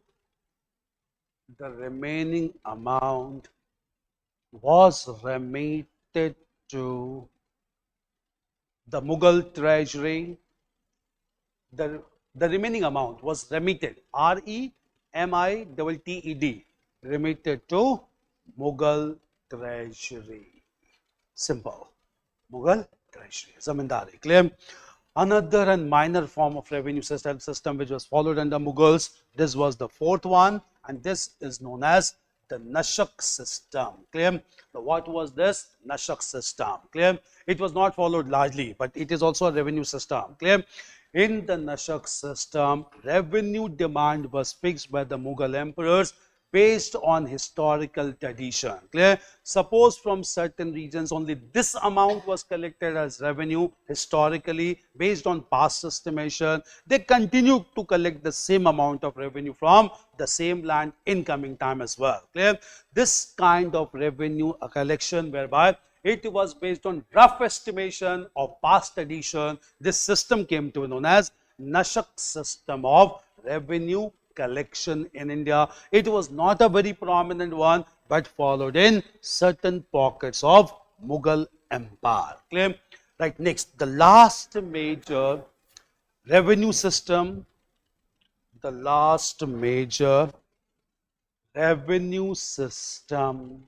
was Nashak, whereby revenue was fixed on rough estimation, no scientific measurement. Revenue was fixed on rough estimation based on rough estimation based on historical assessment. Based on historical assessment. Okay. That this system was largely applied. This system was largely applied in far-flung provinces, not in the core area. Largely applied in the far-flung provinces of Bengal, Eastern India, Bengal, Berar, Deccan, and Kashmir, northernmost. Clear? Bengal, Berar, and Kashmir. Nashak system. Clear? Bengal, Berar, and Kashmir. Clear? So this was the revenue system under the Mughals. Clear? Please. This system, almost all the systems started under the rule of Akbar. Clear? All the settlement promoted by Raja Todamal. All of them carried by Jahangir, Shah Jahan, and Aurangzeb. Clear? It continued till the last. Clear? Problems began to take place after the death of Aurangzeb when number of Jagirs of land remained confined. Clear? And at the same time, number of Jagirdars went on multiplying. Clear? In fact, one consistent thing about all Mughal emperors is, clear? All Mughal emperors, even the weakest among them, the weakest Mughal emperor was Jahangir. Clear? All of them added one or the other territory to Mughal Empire till Aurangzeb. Clear? Babur led the foundation of Mughal Empire as a result of 4 consecutive battles, starting with Panipat, ending with the last battle, Ghagra, in which he defeated the ruler of Bengal. Clear? Babur died just after 4 years. Clear? Humayun added the region of Malwa, large central province, to Mughal Empire. Clear? Then at the same time, after Humayun, massive expansion was done by Akbar in all directions. Clear? Then Jahangir conquered one region which could not be conquered even by Akbar, that is Mewar in the western part of India, Kangra in the region of Himalayan belt. Clear? Jahangir was followed by Shah Jahan, who conquered Ahmednagar, large province in Deccan. Clear? And Aurangzeb conquered 2 regions of Bijapur and Golconda. Clear? So all Mughal emperors added one or the other territory to Mughal Empire. So there was no problem of Jagirs. Clear? But after the death of Aurangzeb, by the end of his time only, number of Jagirs could not be expanded because Mughals could not expand in the Indian Ocean beyond Bijapur and Golconda because Mughals were handicapped paralyzed because of naval power. Clear? They never tried to establish naval power. That resulted into fixed number of Jagirs and multiplication of Jagirdars. Clear? In fact, that is a major reason for decline of Mughals because nobility began to fight among themselves for more and more Jagirs. Clear? So it is basically one thing from Babur to Aurangzeb, all of them added one or the other territory. Territorial limit reaching glory under Aurangzeb, who conquered Bijapur and Golconda. Clear? So there was no problem of Jagirs till that time. Clear? Problem started thereafter. Jagirs. Clear? See again, the entire Mughal Empire, clear, beyond Ganga, Yamuna, Dwab, it was brought into the Khalisa region. Clear? The large provinces which were conquered by Mughal Emperor right from Akbar's reign, these provinces were handed over to leading military generals and officers of Mughal Empire. Clear? These generals, when they were given certain provinces to look after the administration, to collect land revenue, these provinces were known as Jagirs. Clear? But Jagirs were just revenue assignment. Clear? Meaning thereby they were not hereditarily given. Clear?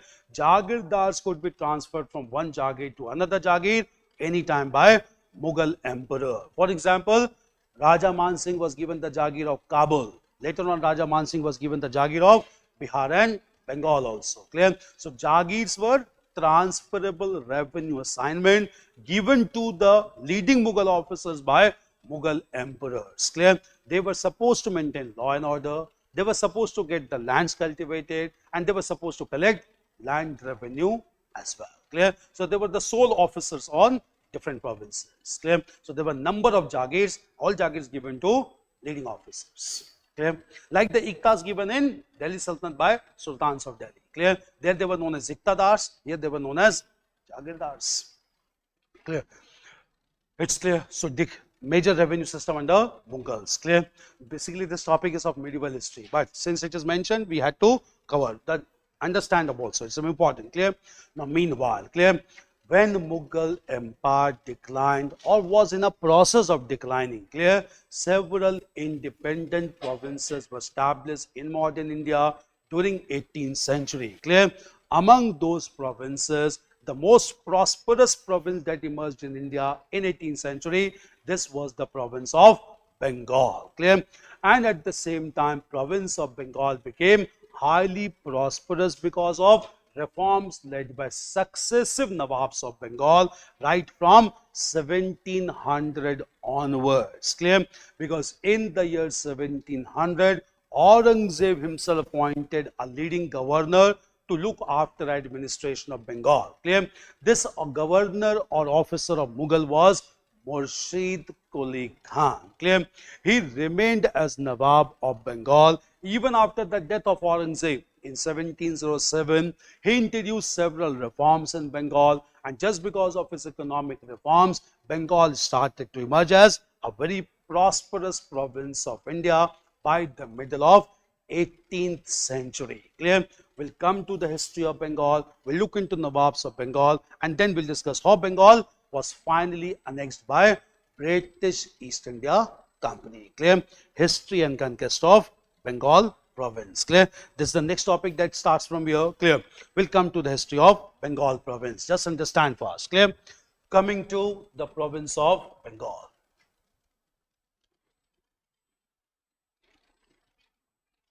Coming to province of Bengal. First of all, one or two things. Clear? See, again, I'll let you know. Clear? If you'll get question normally in prelims, clear, you get one question related to Bengal off and on. The reason is it was the most prosperous province of India. Major administration by British was started in Bengal only. Fort William is a very important location which has been recently renamed as Vijayadurg by government of India. Clear? Bengal is important. Mysore is important. Clear? Especially because of controversy related to Tipu Sultan. Even these days, clear? New book has been released by Vikram Sampath. The book is known as the Mysore Interregnum. Clear? That talk will come to that book also, which was inaugurated by none other than External Affairs Minister S. Jaishankar. Clear? He gave a statement also on Tipu Sultan. Clear? Which is very much in news. We'll come to that. Clear? First of all, coming to province of Bengal. Clear? In fact, clear, from 1700 only, Bengal began to be ruled by a very important officer appointed by Mughal Emperor Aurangzeb. This officer was named as Rashid Khan. He continued to rule even after the death of Aurangzeb, even after 1717 also. Clear? Here the date should have started from 1700 itself. Clear? So first independent Nawab of Bengal was a person known as Rashid Khan. Clear?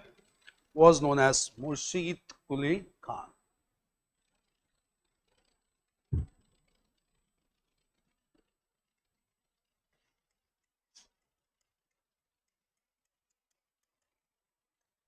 He was from 1717 till 1727. If they start here, write the date only. Clear? He was in fact from 1700. Clear? Rashid Khan. Clear? Just understand the chronology. I'll let you know. Clear? Rashid Khan carried for several economic reforms in Bengal. He died in the year 1727 to be succeeded by his son-in-law. Clear? The son-in-law who came to power in 1727, this person was known as Shujauddin. Clear? He carried forward the reforms of his father-in-law, that is Rashid Khan. Bengal continued to emerge as more prosperous province in coming time. Clear? Shujauddin was replaced in 1739 by a person who was a weak ruler. This person was known as Sarfaraz Khan. Clear? Sarfaraz Khan could rule only for a few weeks, few months. Clear? Sarfaraz Khan was assassinated and killed by governor of Bihar. Clear? Bihar and Orissa were included within the province of Bengal. Clear? The governor of Orissa, Bihar, who assassinated Sarfaraz Khan, this person was known as Ali Vardi Khan. Clear? Ali Vardi Khan became ruler of Bengal. He also carried forward the reforms in province of Bengal. Bengal emerged to be most prosperous in nature. Clear? Ali Vardi Khan continued till the year 1756. Why this year has been given? In 1751, Ali Wardi Khan was defeated by Marathas. Clear? So Marathas expanded towards Bengal. Marathas defeated Ali Wardi Khan in 1751. Clear?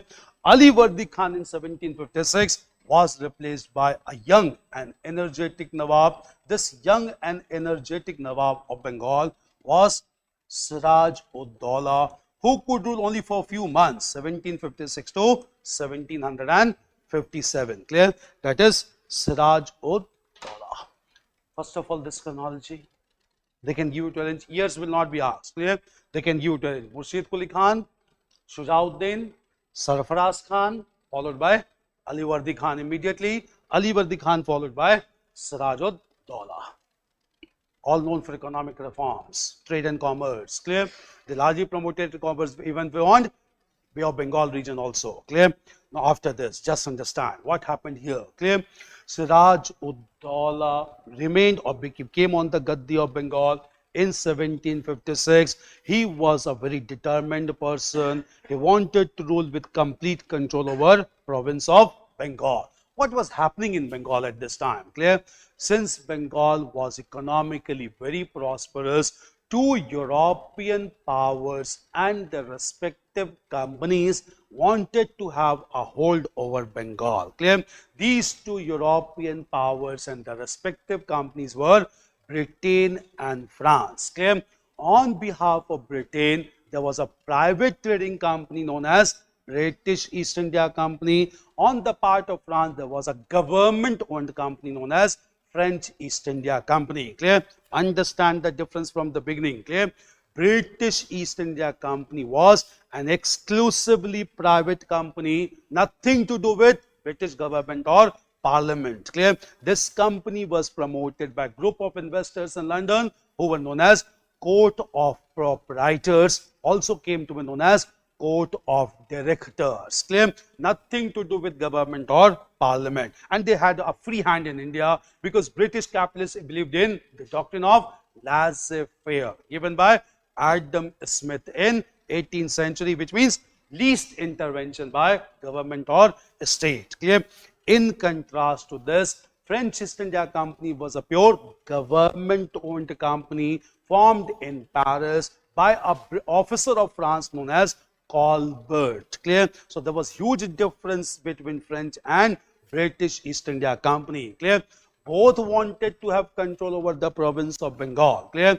In this process only, British East India Company took 3 adjoining villages in Bengal on lease. Clear? These 3 adjoining villages were Govindpur, Sutnati and Kalikata. Clear? They combined the 3 villages together and they founded a new city known as Calcutta. Clear? Present name Kolkata is derived from the village Kalikata, which was the nucleus of the city Calcutta. Clear? This new city was founded by British known as Calcutta by combining 3 villages. Within the city of Calcutta, British began to construct a large fort. This fort was known as Fort St. William. Clear? Construction work was going on when Siraj-ud-Daulah took the charge over Bengal. Clear? This is one thing. Clear? At the same time, French also wanted to have control over Bengal to maximize their commercial profit. France established their control over region of Bengal known as Chandarnagar. Clear? And at Chandarnagar, France was also constructing its fort in Bengal. Clear? While this construction plan was going on, Siraj-ud-Daulah took charge in 1756. He immediately issued an order. Both European companies should stop construction plan in Bengal. Clear?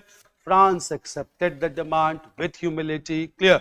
But British went on constructing the Fort William at Calcutta. The reason was, clear, Britain wanted to fortify itself as Calcutta because Britain was largely hard pressed in South India against France, where the war was going on known as Carnatic Wars. Clear? So British wanted to have control over Bengal, to use the resources of Bengal to defeat France in the Carnatic War in southern part of India. They did not honor the order of Siraj-ud-Daulah. They continued with their construction plan. Clear? This offended Siraj-ud-Daulah. Siraj-ud-Daulah led a surprise attack on Calcutta, from his capital city. The capital city of Bengal Nawab was Murshidabad in Bengal. Clear? Siraj-ud-Daulah attacked British forces surprisingly on 20th of June 1756. Clear? He defeated British forces very easily. British left the city of Calcutta. They took a shelter in the island known as Island of Fulta near Calcutta. Clear? At the same time, when the city of Calcutta was brought under the control of Siraj-ud-Daulah, he renamed the city as City of Alinagar. Clear? After renaming the city as Alinagar, he handed over this city to his trusted officer. This trusted officer was Manik Chand. Clear? He trusted or rather offered the city to his officer. Manik Chand decided to leave back for Murshidabad. Clear? But at this time, a controversial development took place, which is projected by European historians. Clear? At this time, when Siraj-ud-Daulah defeated the British forces, he arrested large number of British sepoys, only Indian sepoys only, and they were packed in a single room. 146 sepoys were packed in a single room with a single ventilation on top. Clear? When this room was opened on the next day, it was found that out of 146 soldiers, only 23 survived. Rest of them died due to stampede, due to suffocation. Clear? British began to project this issue as a cruel act by Siraj-ud-Daulah, and British began to project a theory known as the Black Hole Theory against Siraj-ud-Daulah. This incident is now termed as Black Hole Tragedy, which led to the killing of 123 British soldiers. Clear? This is a theory given by British scholars like J.Z. Holwell. Clear? But it has been countered by an important writer from Bengal in 18th century, Ghulam Hussain, who has written in his work, such kind of punishment was a common thing at that point of time. The people died because of suffocation. Such activities were performed by British regularly. Clear? It has been blown out of proportion largely to tarnish the image of Siraj-ud-Daulah, to project him as a cruel ruler, so that with support of other powers, British could defeat Siraj-ud-Daulah, who became a big enemy for British in Bengal. Clear? And thereafter only Robert Clive, who was the governor of British Company in South, he immediately returned back to Bengal and he decided to defeat Siraj-ud-Daulah. Clear? And here he played his cards known as policy of divide and rule in order to isolate Siraj-ud-Daulah and to defeat him. Clear? In this policy of divide and rule, he first of all approached none other than Commander-in-Chief of Bengal Army, Mir Jafar. Clear? Mir Jafar easily switched his loyalty as he was given the offer that he would become the next Nawab of Bengal once Siraj-ud-Daulah is defeated. Clear? He also lured other major persons in Bengal like Rai Durlabh and also Manik Chand, the officer in charge of Calcutta. More importantly, clear, the biggest banker of Bengal also became supporter of British at this time, and this biggest banker was Jagat Seth. Clear? After taking them all into confidence, Robert Clive challenged Siraj-ud-Daulah, and that led to a clash known as Battle of Plassey on 23rd of June 1757 in the battlefield of Plassey on banks of river Bhagirathi near Murshidabad on 23rd of June 1757. Clear? We'll come to this battle. Background is clear. Siraj-ud-Daulah is clear. Fort William is very important. It has been renamed as Vijayadurg recently. You should know about Fort William. Clear? It was the first training institution for civil servants also in India under British rule. Civil services is a pure legacy of British on Indian administration.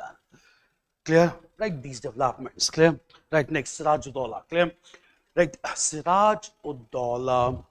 You have sufficient space, I suppose. Clear? Right, next page also. Siraj-ud-Daulah wanted to establish absolute rule.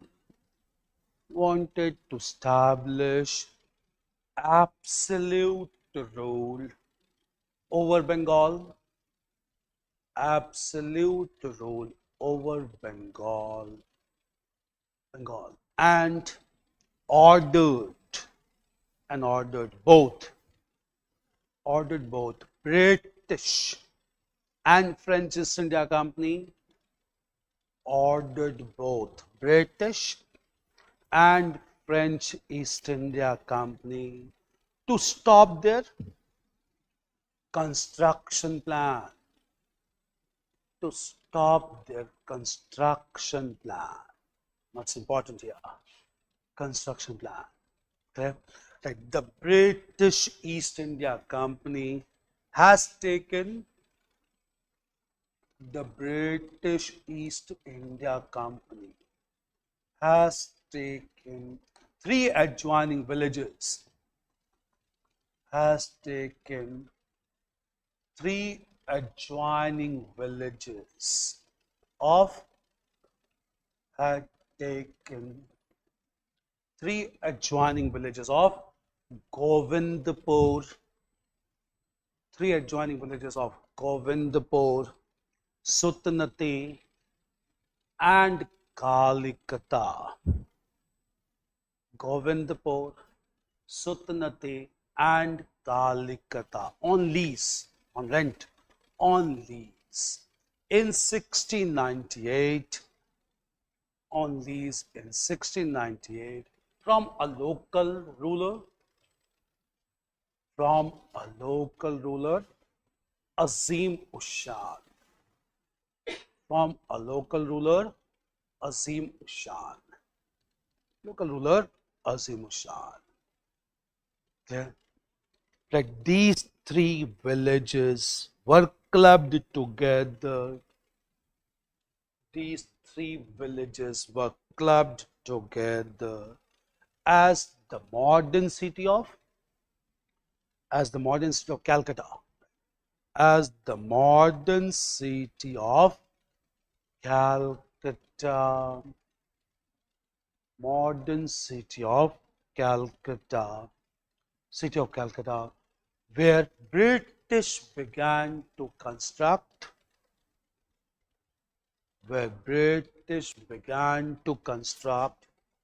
Fort St. William. British began to construct Fort St. William. Fort St. William. Right here only, that this fort has been recently named as, this fort has been, last week only, this fort has been recently named as Vijayadurg. Recently named as Vijayadurg by Government of India. Vijayadurg by Government of India. That's one thing. Chain paragraph, clear. Right. France also started to construct a fort. At Chandarnagar in Bengal. Fort at Chandarnagar in Bengal. Okay. Bengal. Right. France accepted the order of Nawab. France accepted the order of Nawab. But British continued with construction of fortification. British continued with construction plan. Continued with construction plan. Okay. Like consequently, Siraj ud-Dawla, Bengal Nawab, consequently, Siraj ud-Dawla led a surprise attack. Siraj ud-Dawla led a surprise attack on British on 20th of June 20, on 20th of June 1756. Clear? Like British forces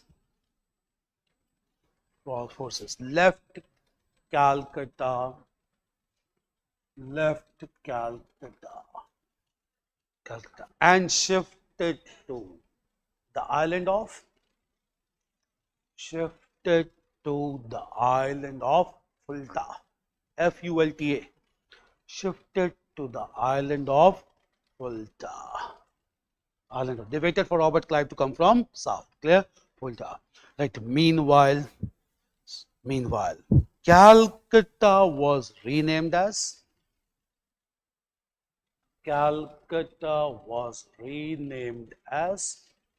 Ali Nagar by Nawab, renamed as Ali Nagar, and handed over to a trusted officer,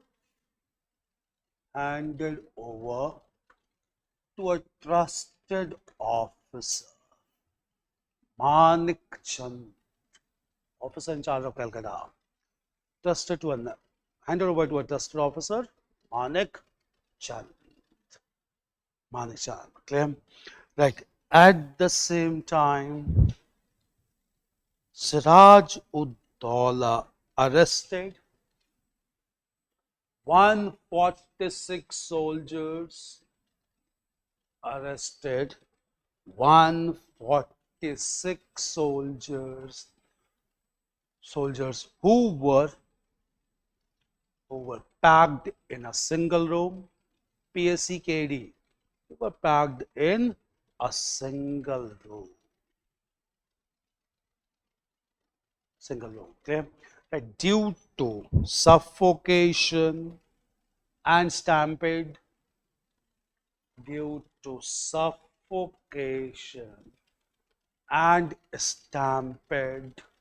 123 soldiers died. And this incident was projected as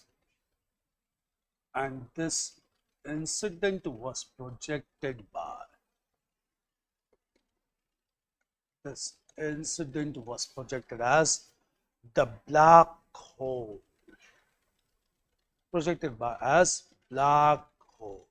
by J.Z. Holwell. Black hole by J.Z. Holwell. Okay. Right. This theory, this projection has been countered.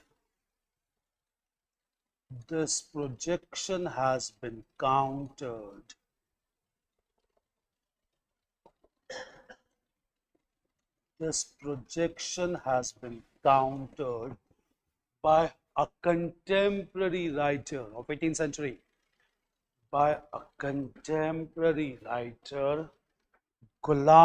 Hussain.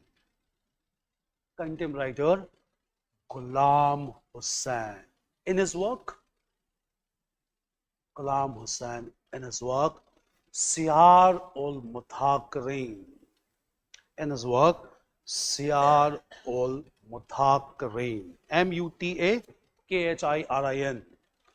work, Siyar ul Muthaqirin. It has been counted also. Two works you know. To remember the name, J.Z. Holwell and Ghulam Hussain. Clear? So it was basically to tarnish the image of Siraj ud Dawla, the Bengal Nawab. Clear?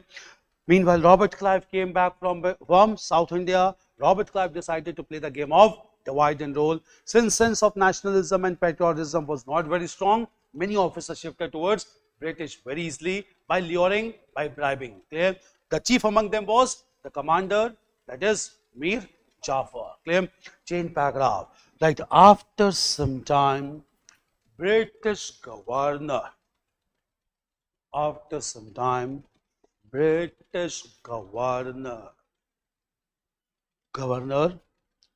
Lord Robert Clive, Governor Robert Clive came from South India, and adopted the policy of and adopted the policy of divide and rule. Adopted the policy of divide and rule. Okay. That he lured, L-U-R-E-D. I hope you understand lured. Lalach dena. He lured several officers of Bengal. He lured several officers of Bengal. He lured several officers of Bengal, including the commander-in-chief,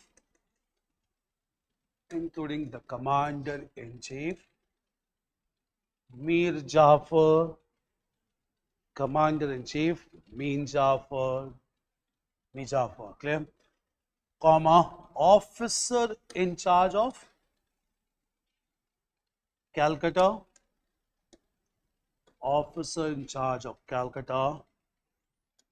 Manik Chand, then comma, richest banker of Bengal,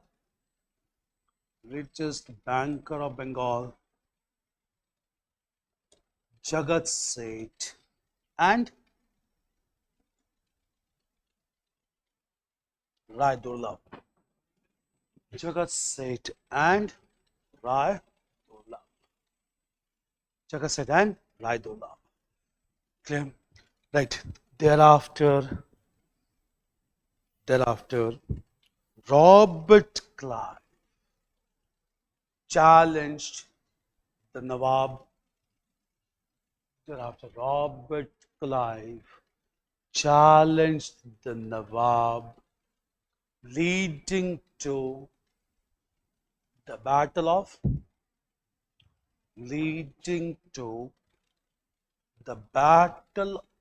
Plassey,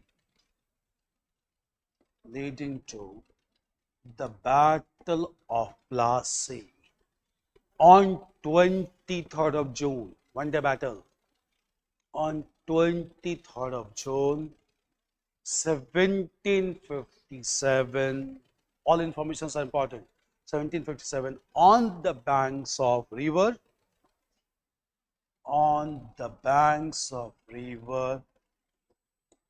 Bhagirathi. Now it has dried up. On the banks of river Bhagirathi, near Murshidabad, the capital city, near Murshidabad. Clear? Right. In this battle, only few soldiers fought. It was a betrayal by Mir Jafar. In this battle, only few soldiers fought. In this battle, only few soldiers fought on behalf of Nawab.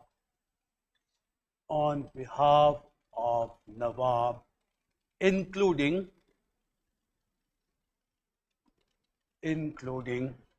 Mir Madan and Mohanlal.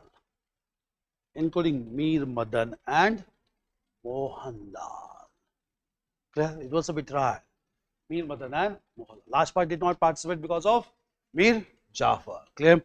Right. This resulted into the defeat of Bengal forces.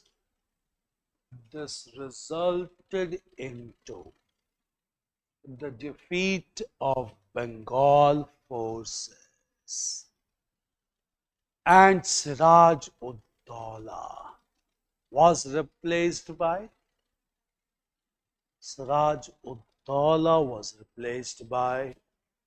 Mir Jafar as the puppet Nawab of Bengal. Mir Jafar as the puppet Nawab of Bengal. Clear? So, Battle of Plassey. Clear? Now, just understand from it. It's very important. Clear? Battle of Bengal is always very important. Clear? After Battle of Plassey, clear? British did not take the charge of Bengal themselves. Clear? They never wanted to take any responsibility of ruling over Bengal. They only wanted to maximize their commercial profit by taking resources and revenue. Clear? So they placed the puppet person, that is Mir Jafar, on the throne of Bengal. They went to gather the rewards from Mir Jafar. They imposed a very humiliating treaty on Mir Jafar. Mir Jafar had no choice. He accepted this terms or agreement. Clear? What was the provisions of this agreement or treaty imposed on Mir Jafar? From here it marked the beginning of plunder of Bengal. That too, a naked plunder of Bengal to just take away maximum resources. Clear? Under the terms of this agreement, first of all, clear, British East India Company made it clear that if these traders or their traders will trade in Bengal, Bihar and Orissa, they shall not pay any trade tax to the Nawab. Clear? So Nawab was entitled to collect a trade tax from his jurisdiction. Clear? But by this time it was made clear that British traders shall not pay any trade tax to Bengal Nawab while trading in Bengal, Bihar and Orissa. Clear? But at the same time they also made it clear Indian traders while trading in Bengal, Bihar and Orissa shall pay full tax to the Bengal Nawab, meaning thereby they wanted this privilege only for themselves. They never wanted this privilege for Indian traders, so that they could have an upper edge over Indian traders. They could dominate over the trade of Bengal. Clear? To ensure this exclusive privilege only for Bengal rulers or Bengal traders, British traders, clear, British demanded certain trade passes for British traders, so that by showing these trade passes, they could move across Bengal, Bihar and Orissa without paying any trade tax at any point. Clear? These trade passes were issued to them by Bengal Nawab. These trade passes came to be known as dastaks. Clear? So dastaks were trade passes issued by Bengal Nawab in favor of private traders of Britain, only meant for British traders, not for Indian traders, and from here trade became discriminatory in nature. First provision. Second provision under this agreement was, clear, there was a flourishing trade zone in the province of Bengal. This region was known as 24 Pargana. Clear? Right now, this 24 Pargana is divided into North and South 24 Pargana, separate districts in Bengal. Clear? Very flourishing region. British demanded surrender of 24 Pargana to them permanently. Clear? Bengal Nawab accepted this demand also. Above all, the most controversial thing, clear, Bengal or British were trying to establish control over Bengal because they had one thing in mind. Clear? Everyone knew one thing at this time. Bengal is the most prosperous province. Bengal treasury is full of wealth. Clear? In fact, at that time, a term was used for Bengal treasury known as Kamdhenu. Kamdhenu means some wealth which is inexhaustible, which can never come to an end. Clear? They were eyeing on this inexhaustible treasury known as Kamdhenu. Clear? And therefore, under this agreement, they made it clear British traders and officers shall demand gifts from Bengal Nawab. Clear? These gifts must be given by Bengal Nawab in terms of cash prizes. Clear? Which was meaning thereby there is no objection to cash prizes given to British officer. Why they use the term gifts? Because they wanted to show Bengal Nawab is giving that on his voluntary basis, not under force. And gifts, once given, cannot be taken back. Clear? So it was to be collected in terms of gifts from Bengal Nawab in form of cash prizes from Bengal treasury. Clear? Mir Jafar was a puppet ruler. He accepted even this condition also. Clear? After accepting these three terms and condition, Mir Jafar began to rule. Clear? But very soon, Mir Jafar realized, clear, that huge amount of cash prizes were demanded by British officers. Clear? He realized he can satisfy the need of the British. He cannot satisfy the greed of the British. And he realized even Kamdhenu in auxiliary treasury can also come to an end just because of such thing. Clear? He began to show resentment towards the payment of cash prizes. Clear? British could not tolerate this. They wanted only a puppet ruler on the Gaddi of Bengal. Clear? British peacefully asked Mir Jafar to step down if he was not ready to give cash prizes without any decision or without any resistance. Clear? Mir Jafar, just after 3 years, stepped down in the year 1760 to be replaced by his son-in-law, and this son-in-law was the next Nawab as Mir Qasim. Clear? Mir Qasim remained as Bengal Nawab for another 3 years from 1760 to 1763. Clear? These were developments for 3 years leading to Plassey plunder, Bengal plunder in modern history. Clear? It's clear the terms of the agreement, trade passes the Turks, 24 Pargana, and above all, cash prizes in terms of gifts. Clear? Right here, clear? Right after the Battle of Plassey, after the Battle of Plassey,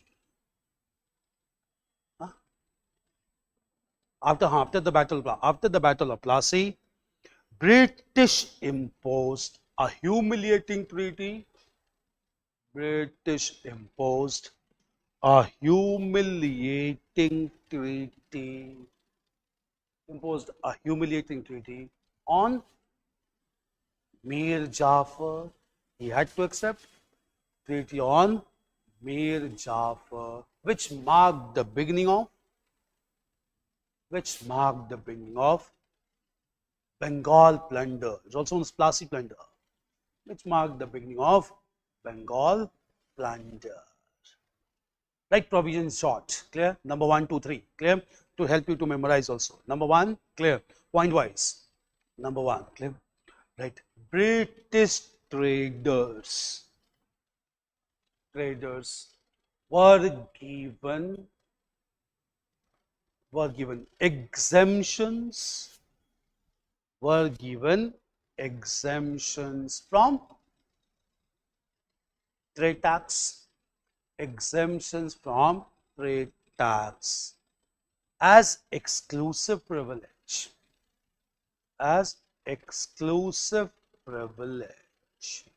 It was meant for only British privilege. Clear? That in order to implement this privilege, same point, in order to implement this privilege, British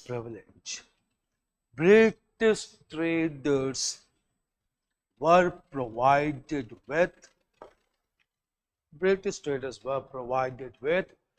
trade passes.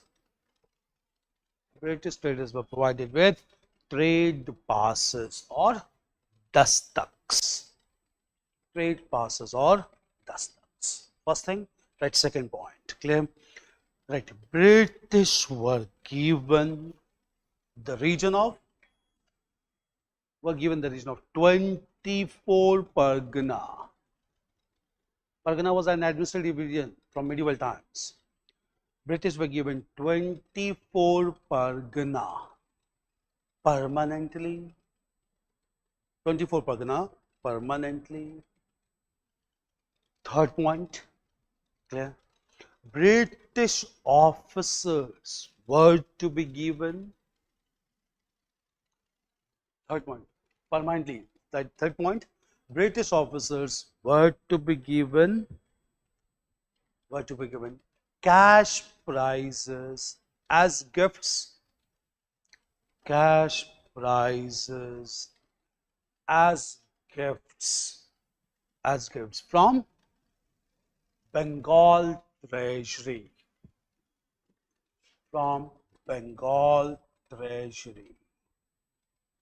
Which was a Kamdhenu. Bengal Treasury, which was a Kamdhenu. Clear? Inexhaustible. Kamdhenu. This clear. Change paragraph. Right. On account of such provisions.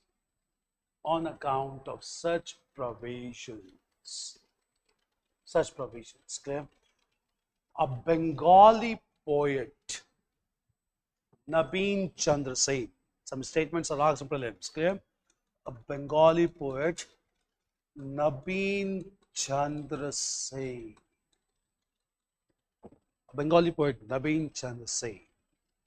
Accepted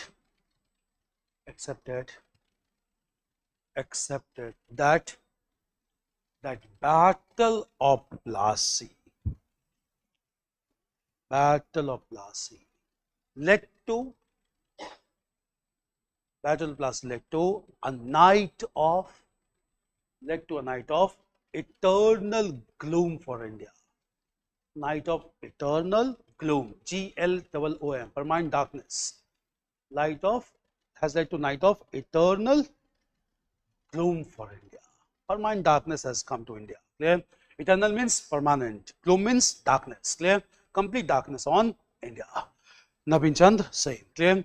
Battle of Plassey. From here, resources began to be demanded.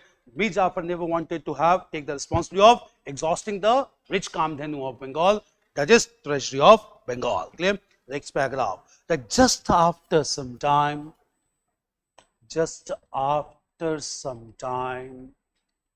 Mir Jafar began to show resentment. Mir Jafar began to show resentment towards the payment of cash prizes,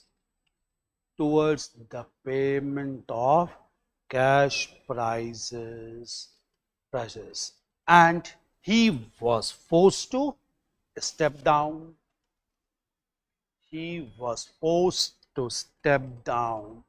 In 1760, just after 3 years.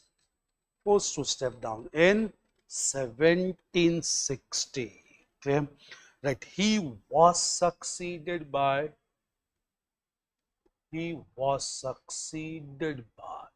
his son-in-law. Mir Qasim.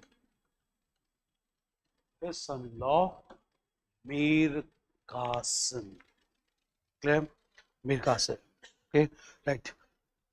Since British supported Mir Qasim, he gave 29 lakh rupees. He gave rupees 29 lakhs as gift. 29 lakhs as gift, and even surrendered the regions of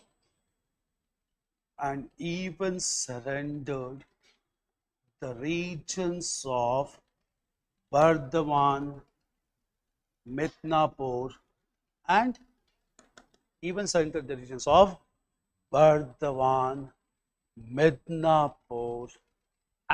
Chittagong.